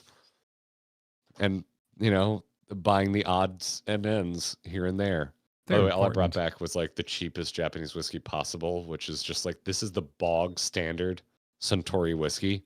And for some reason, this is just not a thing you can get in America. But every highball I had was like made out of this stuff. And I'm like, I want the dive bar Japanese whiskey because it was everywhere on our journey. So I brought home 2 bottles of that. It was really funny talking to the customs agent because he's like, did you buy any tax-free goods? And we're like, yes. And he's like, how much did you spend? And we're like, a decent amount. And he's like, well, why? And Katie got herself kind of a nice watch she's been saving up for. And he's like, well, what else besides the watch? What else did you get? We're like, whiskey. And he's like, how much was that? I was like $30. He's like, okay, never mind. Don't worry about it. So anyways, patrons, thank you very much for your support. Check out supportourbromance.com. That will take you to our Patreon. And y'all kept signing up while I was gone. So to our most recent patrons, Lindsay G, Colin Arts, Fehu, Blue Jay, and Kadoris, thank you so much for deciding to support us on Patreon. We really freaking appreciate it. And gives us a slightly better cut than all of the other options, but support us however you like, y'all. If you're always here in the chat, feel free to stick to YouTube or Twitch. That's totally fine with us. And of course, we got our legendary level backers that we thank each and every episode, though. Thank you to Sean B, Cheesy Bob, Lost Mythics, Zervon, Comsci Jedi, Pothy P, Bloodsy Von Snugglegore, Avane, Shinny Geo, Nicholas C, Jerry T, Sean and Jen, Vernacular Ham, Brom, Vaslius, KLG Chaos, Main Tank Maisie, and Pins and Needles. Of course, there's that doghousesystems.com as well. They make wonderful gaming PCs that Kyle and I both use. Go to doghousesystems.com, use the code BROMANCE at checkout. You'll get upgraded to a free 1 terabyte NVMe SSD for your trouble, and you will support me and Kyle directly when you do it. That's doghousesystems.com, code BROMANCE. It's going to wrap it up for the Japan Special edition of Grinding Gear. We'll be back next week talking about video games and all sorts of nonsense. But until then, GG. Take care. Oh, yeah. That's a show. That's the podcast proper. That was a great tour. Let me back that up. Yeah, go for it. And then Chat can grill me. All right, sounds good. Sounds good. Do some counter grilling because we hung out a lot over the last 2 weeks. Played a lot of Warframe. Can I show you the really expensive thing that I did not buy myself that I have not stopped thinking about since I probably should have just been irresponsible with my money because I'm still thinking about it? Yes. Yeah. Okay. I put the sentence together. I have been awake since 6 a.m. My brain not working good. Trying to find it. Here it is. Nope, my Mandarake is still on my cut and paste.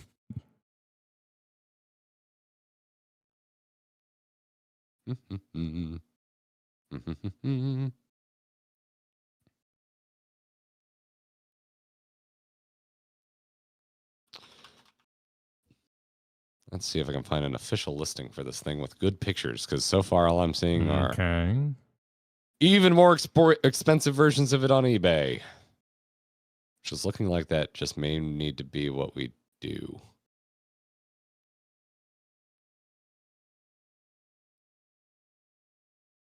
Ah, here we go. This listing has pretty solid photos.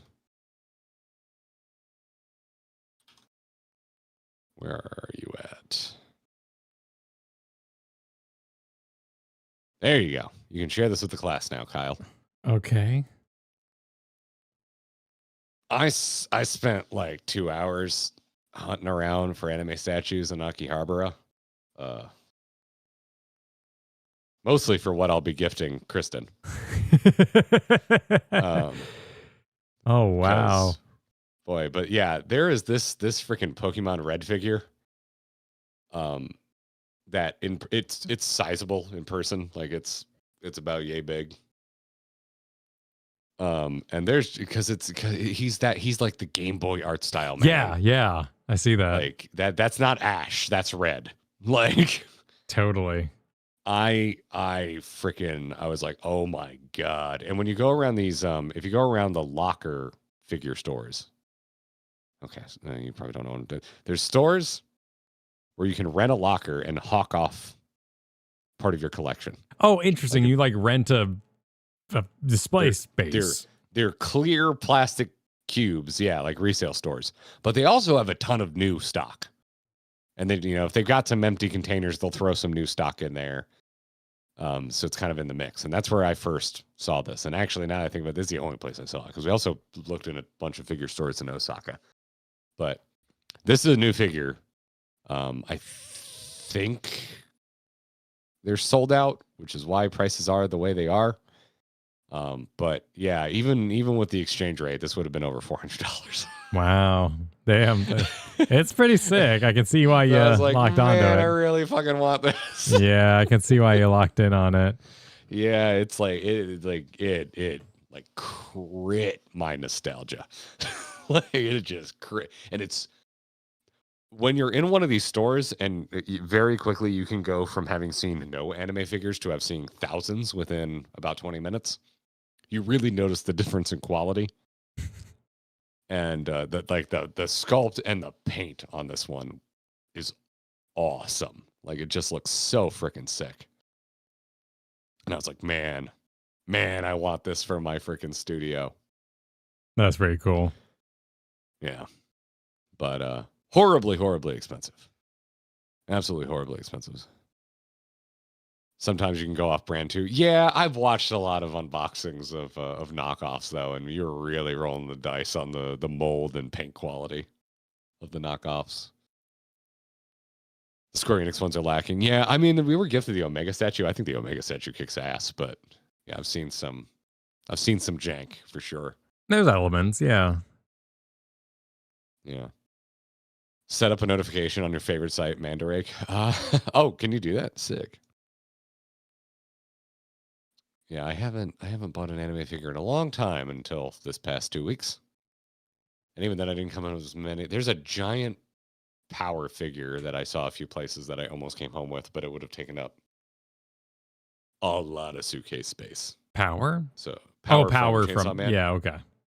Yeah, it must be a new figure because it was like readily available everywhere, and it was like about this big, and it's just like her with her blood hammer, and it's like she's kind of got like a foot up on it, and the hammer is like the base is like cracked street asphalt where the hammer is. Like I'm like, man, that just looks sick. I want that.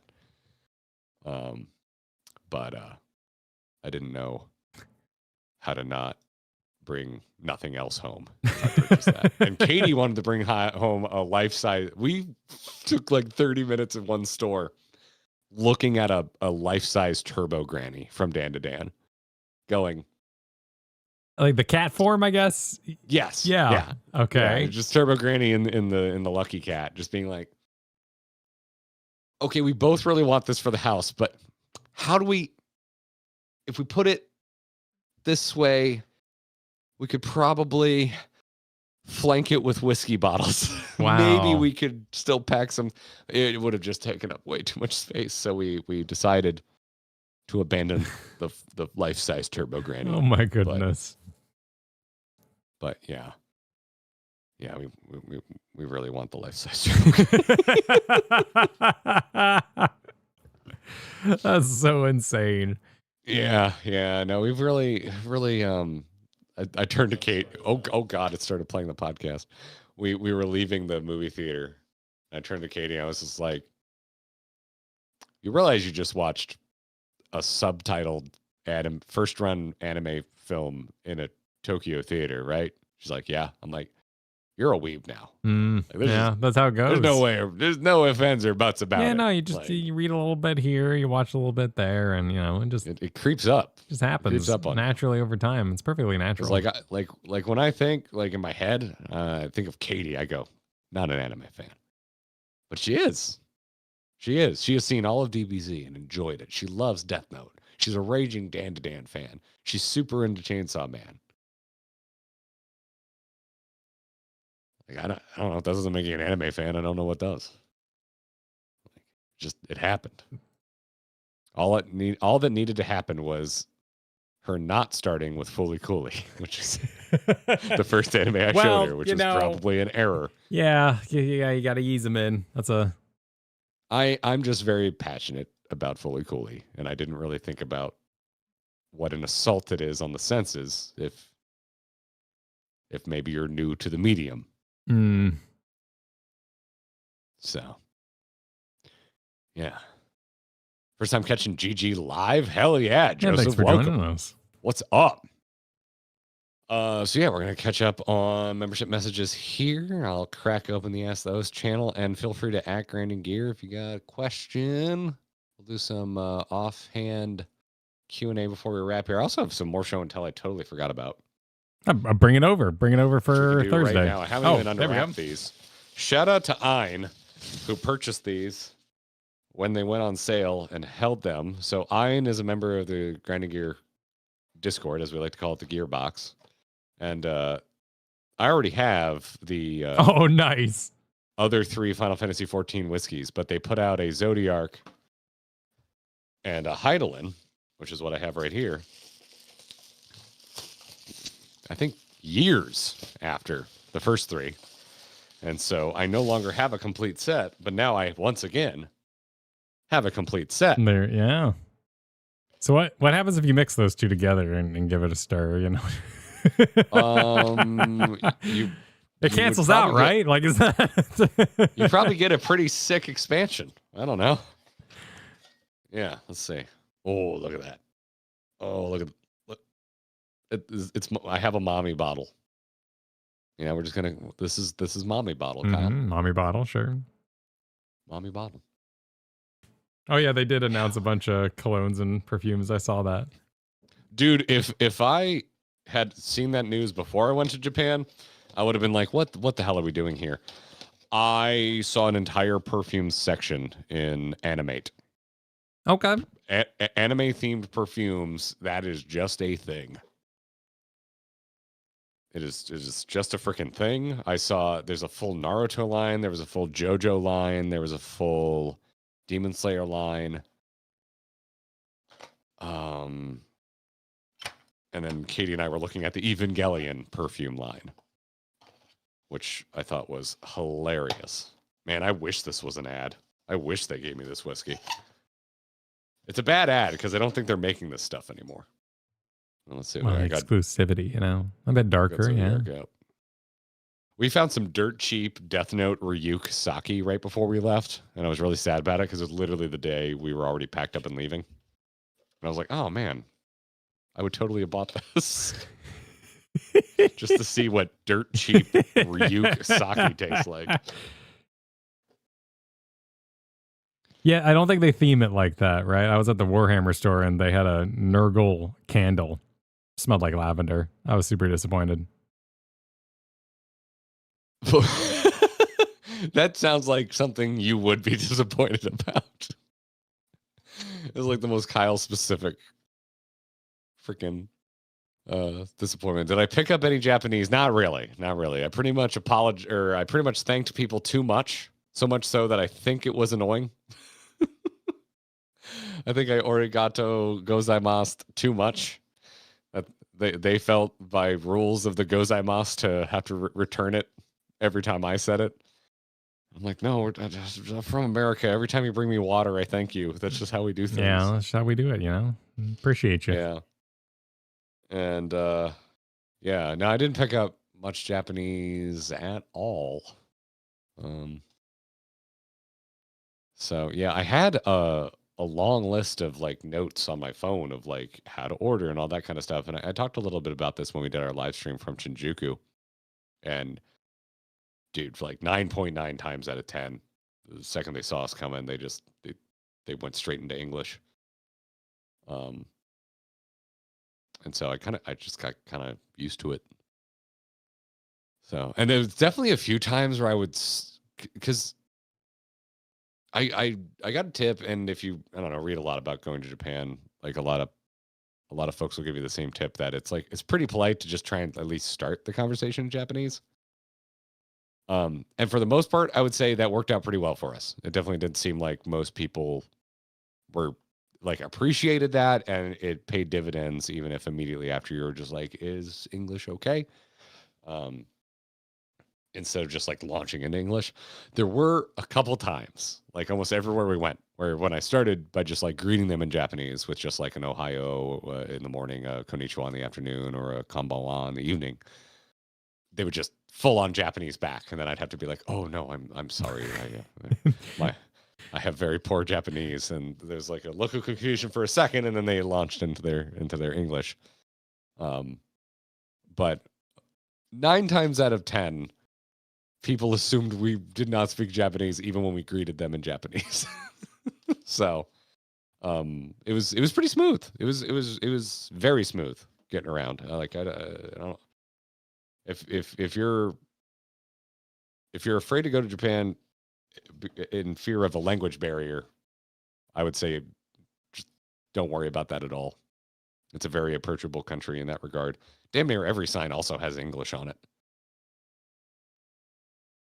So, yeah. How often did you get Nihongo Jauzud after speaking 3 words in Japanese? I don't think ever. What does that even mean? Your Japanese is good. I got one Japanese. Your Japanese is good, but they said it to me in English. Suspect. So that second car you showed, Kyle, was we did a 4-hour road trip from Osaka to Kanazawa, because the main thing we were seeing was just outside of Kanazawa. It was a remote farming town called Shiragawa, and it's about an hour outside of Kanazawa. So even with a bullet train, it would have taken the same amount of time to drive, because the bullet train doesn't take you to the farming village that we wanted to see. We would have had a bus. And so we were like, screw it. We're going to rent a car and we're going to drive. And they have you know what the sun passes here in Florida, right? Yeah, the highways, right? The dongle, so you don't have to stop and pay your toll. It just automatically pays the toll for you. In Japan, there is a slot in your car where you put a debit card. It's called an ETC card, but it looks exactly like a credit card. So there's a credit card slot in your vehicle, and you put an ETC card in it, and that's how you automatically pay tolls. when we rented the car, I didn't understand how the ETC card worked, so I checked no, I do not want an ETC card. Get the ETC card. There are so many tolls. It's ridiculous. So we had to stop at every toll along the way and pay cash. And so through the course of the 4-hour road trip, talked to a lot of toll attendants. And one of them just happened to hit me with the perfect amount of questions that I knew how to answer in Japanese. He hit me with 3 questions in a row, which were probably the only 3 questions I could have possibly answered. Hell yeah. In Japanese. And one of them was literally just, hi, for yes. And at the end of it, he goes in English, because I don't know, maybe he thought the question, either he's just being polite, he probably was just being polite, or he thought maybe the question was too complicated. They asked me in Japanese. He just goes, where are you from? And we're like, oh, America. And he goes, well, we're in America. I was like, Florida. He goes, your Japanese is great. I go, no, it is not. That's great. Yeah, no, I know how to greet people. I know how to say yes. I now know after being there how to ask for water politely as opposed to impolitely, which is what I was doing. That's pretty much it. I can order a coffee because most coffee names in Japan are borrowed words. So if you replace replace a lot of the L's with R's, that's what a latte is. A latte, like, yeah, and as cringe as it sounds, doing your best Japanese accent does make it easier to understand you. Sure, I noticed, because like I was just saying Origato gozaimasu like a damn American, and it was not coming across. So I had to adjust my pronunciation, and that helped a lot. Yeah, no, I can see why you would be like, it's probably more polite to just kind of wing it in my own accent and just kind of let it lie. Yeah.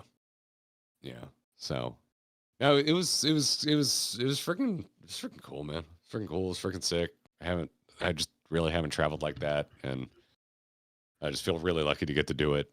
And I know it was just like one thing after the other of like kind of everything just sticking the landing, everything living up to the hype, and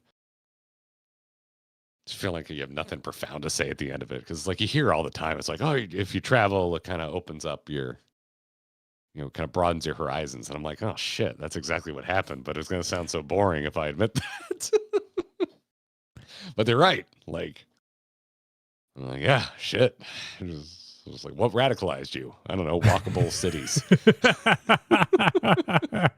Walkable cities radicalized me. But, take all those feelings, and that's what having kids is like, too. Like, what are you going to say? It's magical? No one cares. Everyone's heard that one. Yeah. Walkable cities is the red pill. Yeah, man. It's some shit. America needs more walkable cities. Yeah, we got some good ones, though. We've got some good ones. We have a tiny one that I love in Florida called Key West. Big fan. Big fan. Scotty, thanks for the welcome back. SRX of Chaos said, welcome back, Garrett, from the land of the rising sun. A bucket list destination, by the way, last Halloween. I have reached an age milestone of 42. Happy freaking birthday, SRX. Congrats on the ding. Hell yeah. You're the birthday of the life universe and everything. Congratulations. Claveman said, pup date, got McDonald's. We're sharing fries. Shit, yeah. Always give my dog a fry from McDonald's. Every time. Every freaking time. Angry Jin said, welcome back, Garrett. Any reverse culture shock coming back to the U.S.? 100%. I'm sure if you've been here the whole time, you've heard about reverse culture Putting shock. It together, yeah. Yeah. I already had this when I went to Canada for our buddy Jocelyn's wedding. But American airport employees are so much ruder than the airport employees of every other country on earth. It's just, and I'm not talking about like airline attendants. They eat a lot of shit And whatever shit they give back, I think is completely warranted. I'm talking about TSA agents and customs.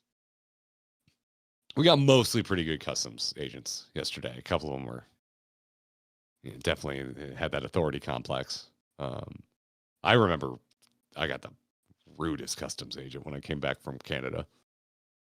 Just like the worst, just dude on a power trip, asking every question under the sun. But yeah, oh my God, yeah, the immigration officers going into Japan, because you got to go through immigration and show your visa or your passport. They were awesome, freaking just wonderful, nice people, all smiles, asking you what you're excited to go do.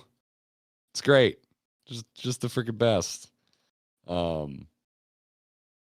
But yeah, pretty much everything is. I wasn't expecting to be just shocked by the silence, just how freaking quiet it is getting out of Tokyo and coming back to the burbs of Florida. Like, we were just in our house last night, and I was just like, I can hear the drywall moving.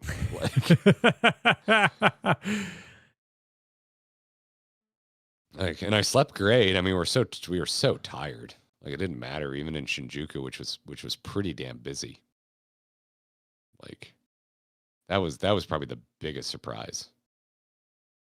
But everything else that I've come back and been grumpy about, I knew I was going to be grumpy about it. Like, the second I experienced the better version in Japan, I was like, "Oh, I'm going to hate this when I go back to America." But most of it's food.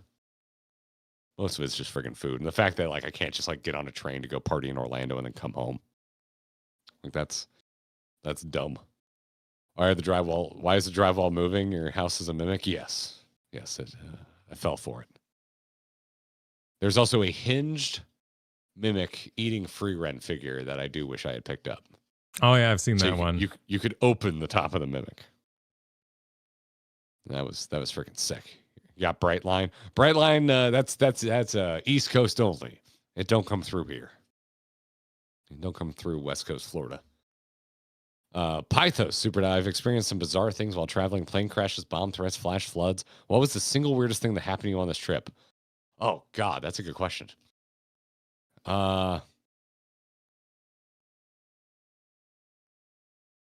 Couple goth Japanese girls in a crane game parlor giggling when I said go first and they insisted, and then I went, and then I just heard Japanese girls giggling followed by a very slight murmuring of kawaii. Okay. I was just not really a disaster, but yeah, sure. I did not know how to deal with that. I was just like, what the shit? Should have been me.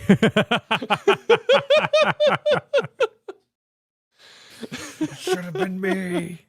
It was just me and Katie were both like, and they're like, and then I kind of like, we both just kind of cracked a smile, like left, and then it was just like the most soundbite, like girl laughter you've ever heard in your life, followed by kawaii. Like, and I was just like, oh my God, that was so on the nose. Nice.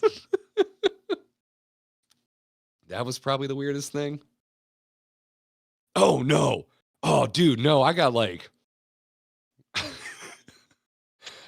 in the most fun way, not mad about it, assaulted. Okay. Having a sinus attack. One second. One second. So we went to Harajuku. Are you familiar with Harajuku, Kyle? Nope. How do you not know about any of this? Because it's not important to my current day-to-day existence. Gwen Stefani had a Harajuku song that was really big when we were in high school. How are you not aware of any of this shit? I repeat my previous statement. How did you not know about this? Yeah, Harajuku is like a massive fashion district. Are you aware of like the aesthetic of Harajuku? No. Wow, Jesus Christ. Okay, I'm learning. This isn't even because I went. Like, I already knew about this shit like forever ago. when the weeb is outweaved by the non-weeb. Kyle's a weeb. I think I am now officially just a Japanophile. Like, I just want to go hang out in the country. Anyway, I don't know. It's known for very outlandish fashion, like bright colors, outlandish fashion. Is kind of the stereotype of Harajuku. Now that I've been there, I would say it's not that at all. Like, I mean, it is that, but it's so much more. It's just a massive fashion district, and really, any type of fashion you're into, it has its own little block in this part of Tokyo. But there's a main drag in Harajuku that's very famous, and that's where you're going to see all the like bright colors and kawaii culture and all that kind of stuff. And we did do that, but then we also explored like the other blocks around it. And it's just a bunch of like fashion stores, and there's like the block that's like all leather, and there's the block that's all like streetwear, and there's a block that's all like punk. And we didn't know that. We're like, oh, so we almost didn't go because we heard it was kind of a tourist trap, and fashion wise, it was more just for, you know, younger kids. But I was like, well, it's Harajuku, and Katie loves cute shit, and I know there's like a lot of kawaii culture stuff there. I'm like, we should go because I bet Katie would enjoy it. And I gotta say, I don't know if we just got lucky or whatever, but I think it has a really bad reputation as being a tourist trap, because even like the main like famous street was not that busy compared to pretty much everything else we went to that is also very popular in terms of being a Japan itinerary. I thought Harajuku was like really easy to navigate and a pretty fun place to chill. We had way more fun in Harajuku than I thought we were going to have. Where the hell was I going with this? Oh, the really weird thing that happened. So we're walking by. This is still on the main street in Harajuku. And we see like a bunch of like punk looking clothes. And I'm like, oh, this is cool. And then they've got a board up with a bunch of like photos of famous people that have shopped there. And I see the lead singer of Green Day. I'm like, okay, Katie, we got to check out this shop. This might just be tourist bait, but they got a bunch of punk clothes. I want to see what they're hawking in here. And you had to go down to the basement. There's a lot of stores that are like this where they're technically street level, but you got to go down some stairs below street level to enter. Classic city. And this tiny Japanese woman pops out of what I can best describe as like a small doorway and just starts shouting us in English, like, oh, come into my shop, come check it out. And we just assume this is her shop for the stuff that was advertised up top, because it's like leather and like bondage pants, like the kind of shit that we both wore in high school. Well, not leather, couldn't afford leather in high school, but I wore bondage pants. And you know, it was like cool punk ass fashion. So, you know, so like go in, and dude, she just starts like throwing clothes on me, like grabbing my arm and throwing it up, and like getting way too close to my groin and zipping the jackets up. And I am just cornered now in this tiny little clothing corner, which wasn't even the shop. I think she was intercepting people because the other shop door was also tiny and next door, but it went into a much bigger basement level store. And I think she was just intercepting people to bring them into her tiny little corner store. And if I wasn't so entertained, I think I would have been a little more uncomfortable. But she was so animated. Just wanted to see where this goes, you know? That I was just like, you know, whatever. Katie was dying in the corner too, so that helped. So I'm like, well, Katie finds it funny, so we'll go on the ride. And but it's hard to be mad at tiny Japanese women sissificating. Yeah, she was non-threatening enough, while also being extremely aggressive. So yeah, that was probably the weirdest thing that happened, was being forcefully clothed by a 5 foot tall Japanese woman in a basement. That was probably it. Her clothes were really cool, and there was a jacket I did kind of want to go back and buy, but I did not want to have that experience a second time. It didn't work on you. Yeah, there's even. Well, I was thinking about. I mean, you know, I kind of do want things from there. Yeah, but at the end, it's just like, oh, I don't know if I want to navigate that entire conversation and then figure out if she takes card. And then, yeah. Her English is very good.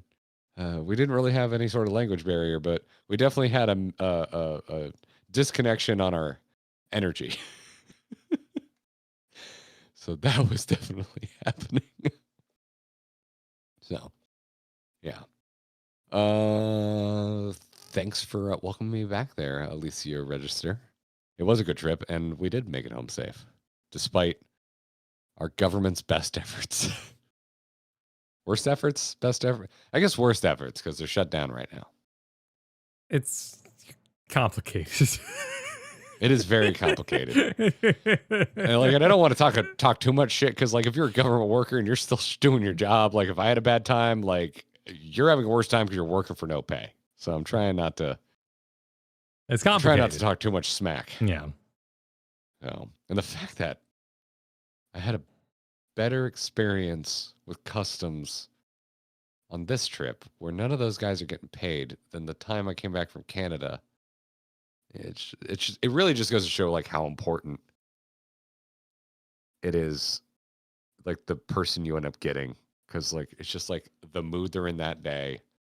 It's like going to the DMV, man. It's like you're at the mercy of the one random agent you get assigned. Yeah. Like, and they can make your day really easy, or they can make your day really hard. Yeah, Kristen and I kind of have a bad habit of playing into the black hole nature of it and like being overkind and then just walking away just drained as a human being. Yeah, man. I mean, I do that too. You have to know when to pull out of that. Yeah. I think going in with that attitude is the right play. But you can't keep it up. Get that switch turned on. Yeah. Like at some point you got to stand up for yourself if it comes to it. Last multiple times I've gone to the DMV, I've had really good experiences. I like our DMV here.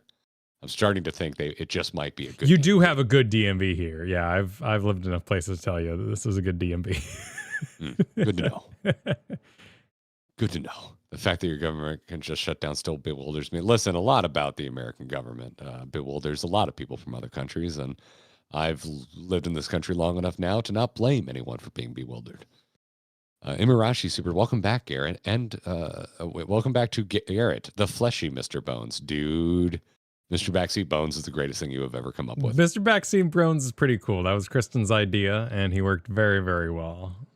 Loved him. I absolutely loved him. Artist Mom, thanks for the welcome back. Oh, did the jumpy thing. Either wins. So chat, how did we go from Heaven's Word? Oh, I remember reading this one in the moment. To Garrett explaining a Ryokan to us. Yes. Fun fact, I've always wanted to go to Japan. Pins and Needles said, welcome back, and welcome to jet lag. Yep. If it's me getting up early, I'm okay with that. I can handle that. That's how it manifested in Japan, and boy, we got a lot done because of that. That's fair. We were waking up at 5 a.m. Until the last 5 days of the trip. It was nice. Got to see some pretty damn empty temples, let me tell you. That was all right.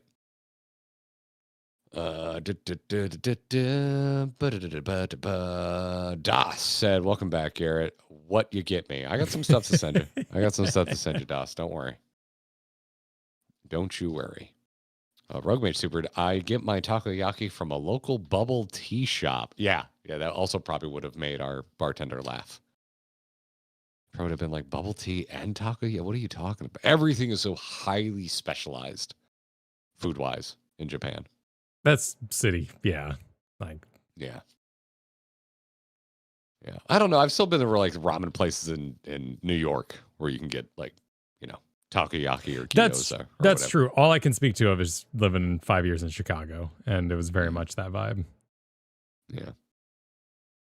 CJ Major said, if you need FanFest tickets, I got you covered. Hell yeah. Let us finish going through all our inboxes, and we'll let you know if we need to ask you for that. Really appreciate the offer there. Thank you.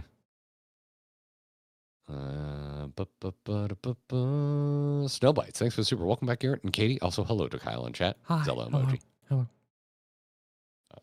Immediately have to take Wicked in next Monday, bright and early. She has a growth on her eyelid. Oh, that's a nice one. Yeah. Oh, fun. Yeah.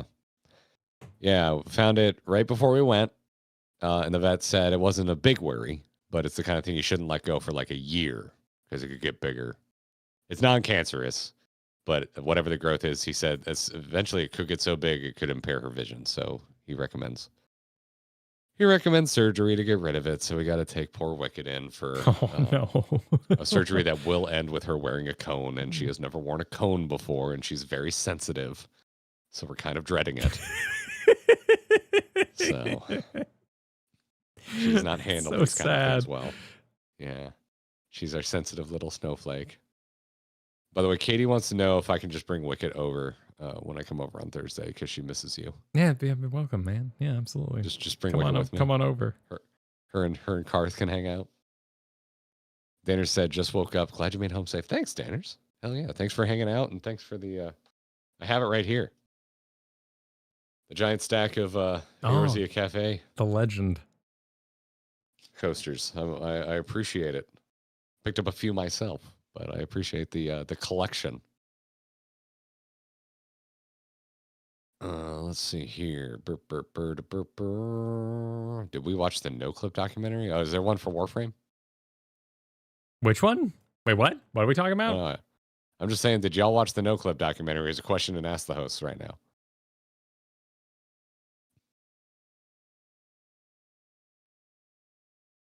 Or is this still the one for 14? Oh, any plans to watch the Warframe one after that?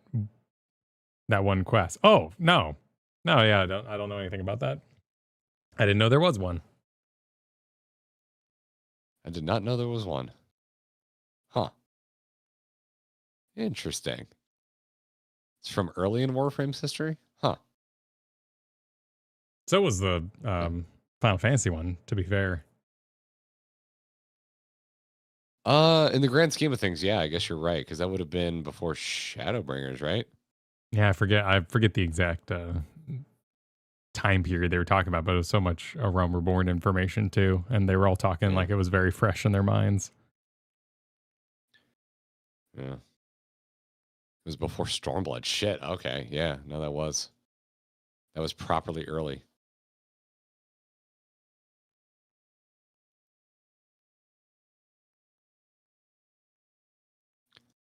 God, I think this is the most talking I've done in half a month.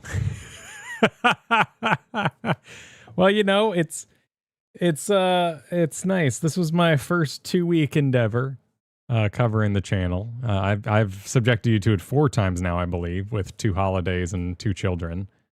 Yes. And it is a lot of talking. Solo streaming is a lot of talking.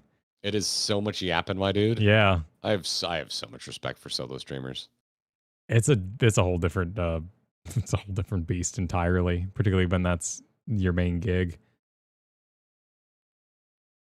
We get a decent amount of compliments being like, oh, the duo thing is like, it's so unique and really enjoy it. And I'm like, I just think it's easier. Like, I straight up think it's easier. It's definitely, got the business side of it. That's very different, I'm sure. And when you're dealing with streamer, you turn it off and you're kind of done for the day. So that's always like a seductive quality at times. Yeah. But yeah, no, I like it too, because like I get annoyed at like solo streamer takes. So I like that we keep each other in check. Well, that's the cheering crowd aspect, right? Like there's no one really to check you. Yeah. Oh, thank you, Midnight. I appreciate that a lot. I had a ton of fun with y'all. We played a lot of Warframe. We played Stanley Parable. We played Slay the Princess, Hollow Knight, Silk Song, Ori and the Blind Forest. Like we just kind of bounced all over the place. The hardest thing was not to play Final Fantasy Tactics without you. That was an honest, that was a struggle. I just wanted to rip that and do it because that's a game I want to play. And I'm going to be completely honest. I'm furious you didn't play Pokemon Silver because I want to talk to you about Pokemon Silver. That's the one you did, right? Yeah. I don't know. Yeah. When I got back and I saw you had played just Warframe on the second week, I was like, God damn it. Like I have nothing to talk to him about this. I know this is gonna be the most Kyle ass crunchy streams, which is fine, but that's like not me. That ain't me, babe. Yeah. No, I'm very curious. I'm very, very curious about the Warframe streams from a story perspective because, yeah, I'm enjoying. They're very MOBA-like characters. I find it very crunchy. I'm super into the mods, the weapon types, all this kind of stuff, and that's kind of what we dove into on those solo streams. But I am curious to see if the story grabs you because I don't know. Like I found a level I think you're really gonna like. I think I found a boss that I think you're gonna hate. And I just want to show it to you so we can both kind of hate it together because I think it's crap too. But okay. I also love some of the systems and they're really fun. Yeah, I came out of that first stream pretty average. Like the first half of that stream, I was having so much fun, dude. And on the back half of that stream, I was just like, why is this still in the game? This is like the jankiest combat like quest encounters I've played in a really long time, and I know they made updates to the game, so I'm like, why haven't you just pruned this? This is pretty awful. Yeah, Venus compared to the opening hours. It's weird, but you can just kind of go, and that's why I liked what I did so much. Is I just kind of went and did other side stuff and explored. Like essentially, there's a Scryer Aldor faction choice, but there's 6 of them to choose from. Oh, interesting. Okay, and cool. I like those kind of choices. They're all kind of unique. They all have different rewards. And I went to some dojos, which is the housing, and those were freaking incredible. There's some really cool houses that people build. Huh. I mean, I want to play more. I'm a little worried where we left it that it's more of that immediately. Like when we get back on the main quest. I think we're on the final quest of that traded in your limbs folk. They're on Venus, so I think we're about to head somewhere else. Yeah, I liked the story that was happening in town, but as soon as you left town, I was like, "Ooh, this is rough." But I know it gets a little more modernized as you get deeper in, so I kind of just want to just keep going, because there's some really high highs on that stream for me. Yeah. All the lows were at the very tail end, so I kind of walked away. I was like, "Oh, that was all right." And then I failed, and like it made it go 3 times longer. I think I failed twice in a row on that find the bodies. Oh, that's right. I'm sorry. I could have just blamed you. Yeah, you can absolutely Kyle blame sucked me. for too long. You know, if Kyle had just like locked in, we could have. I'm joking, dude. Absolutely, dude. It was. It's one of those things like, yeah, and then I did this, and then I did this. Like you wouldn't even bring it up with your friends that you died 3 times or ended up not being able to find the bodies.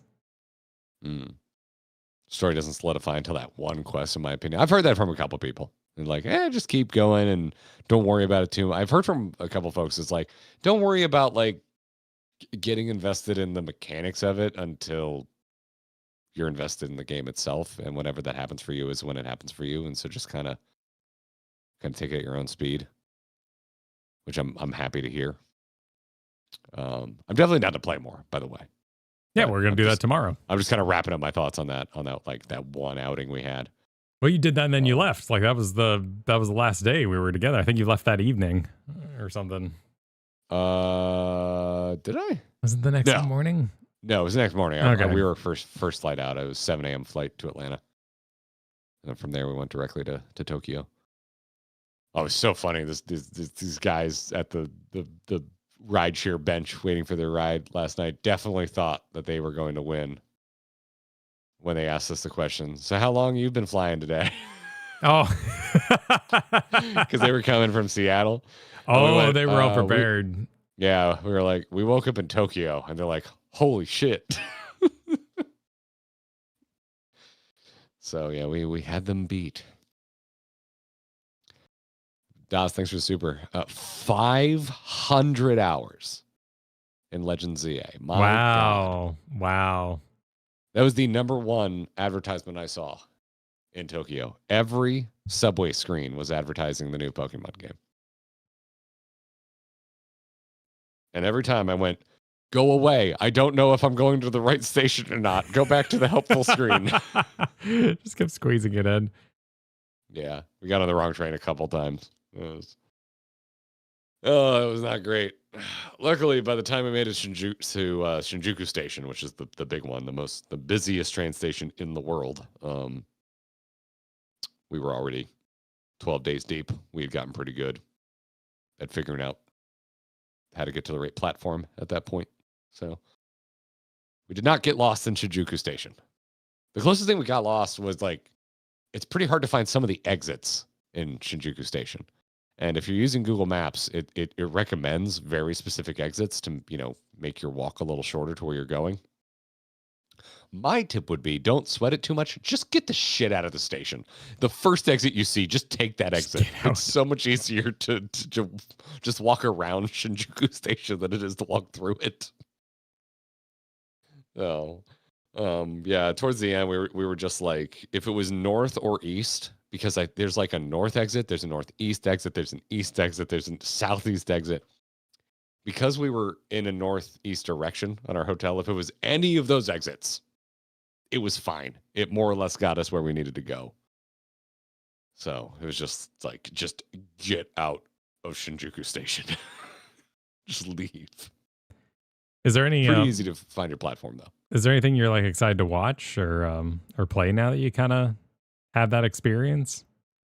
I'm more interested in Persona than I've ever been because I know it takes place in a lot of real world Tokyo towns, but also same goes for Yakuza, and I'm more interested in Yakuza than Persona.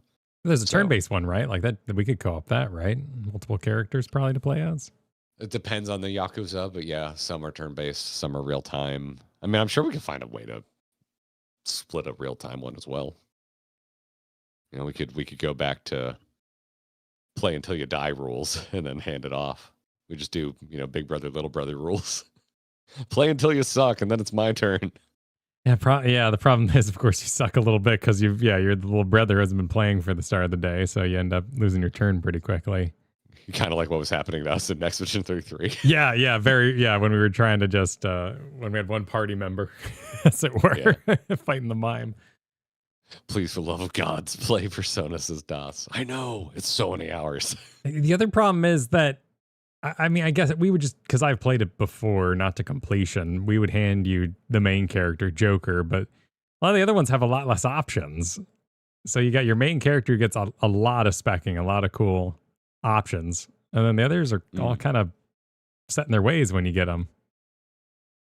Gotcha. Yeah, no, I really want to do Yakuza.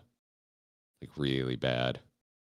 Like, I might get impatient and start it without you bad. Damn. Like, I don't know. We need to have a very serious scheduling talk about like, hey, when do you think we can fit some of these in? We do. We absolutely do. Because I've got some ideas to share with you as well.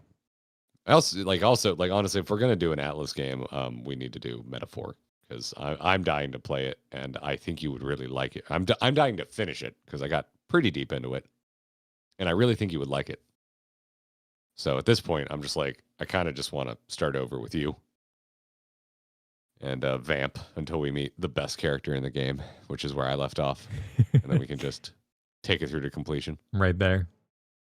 So, yeah, I don't know. Yeah, other than that, I don't know. Send me your slice of life anime, I guess. Like anything that kind of takes place in and around it. Like I just want to soak in the vibe. I want anything that reminds me of being in Japan. So if there's anything that takes place in Tokyo, Hakone, Osaka, Kanazawa. I would be surprised to find out if there were any famous anime that takes place in Kanazawa. Seems like it's a bit of a deeper cut for travelers, but we really liked it. And we were just the whole time we were just doing this game of like, okay, if everywhere you've been, where would you move? And Hakone and Kanazawa are the two front runners for if we lived in Japan, this is where we would want to live. It's just quieter. But because of trains, you still have direct access to Tokyo. Hakone being a lot closer. You have to bullet train from Kanazawa, but it's only like a 2-hour bullet train. Not too bad. But yeah, this makes me want to play Samurai Warriors. Thanks. You're welcome. I don't know if that's a good thanks or a bad thanks. It sounds like that's bad for you. Maybe you shouldn't play that. I'm not sure. Yeah. Living in Hakone would be different than visiting as a tourist. Yeah, there were some smaller, still proper towns at like the base of Hakone as you were heading into it from the Tokyo side of things.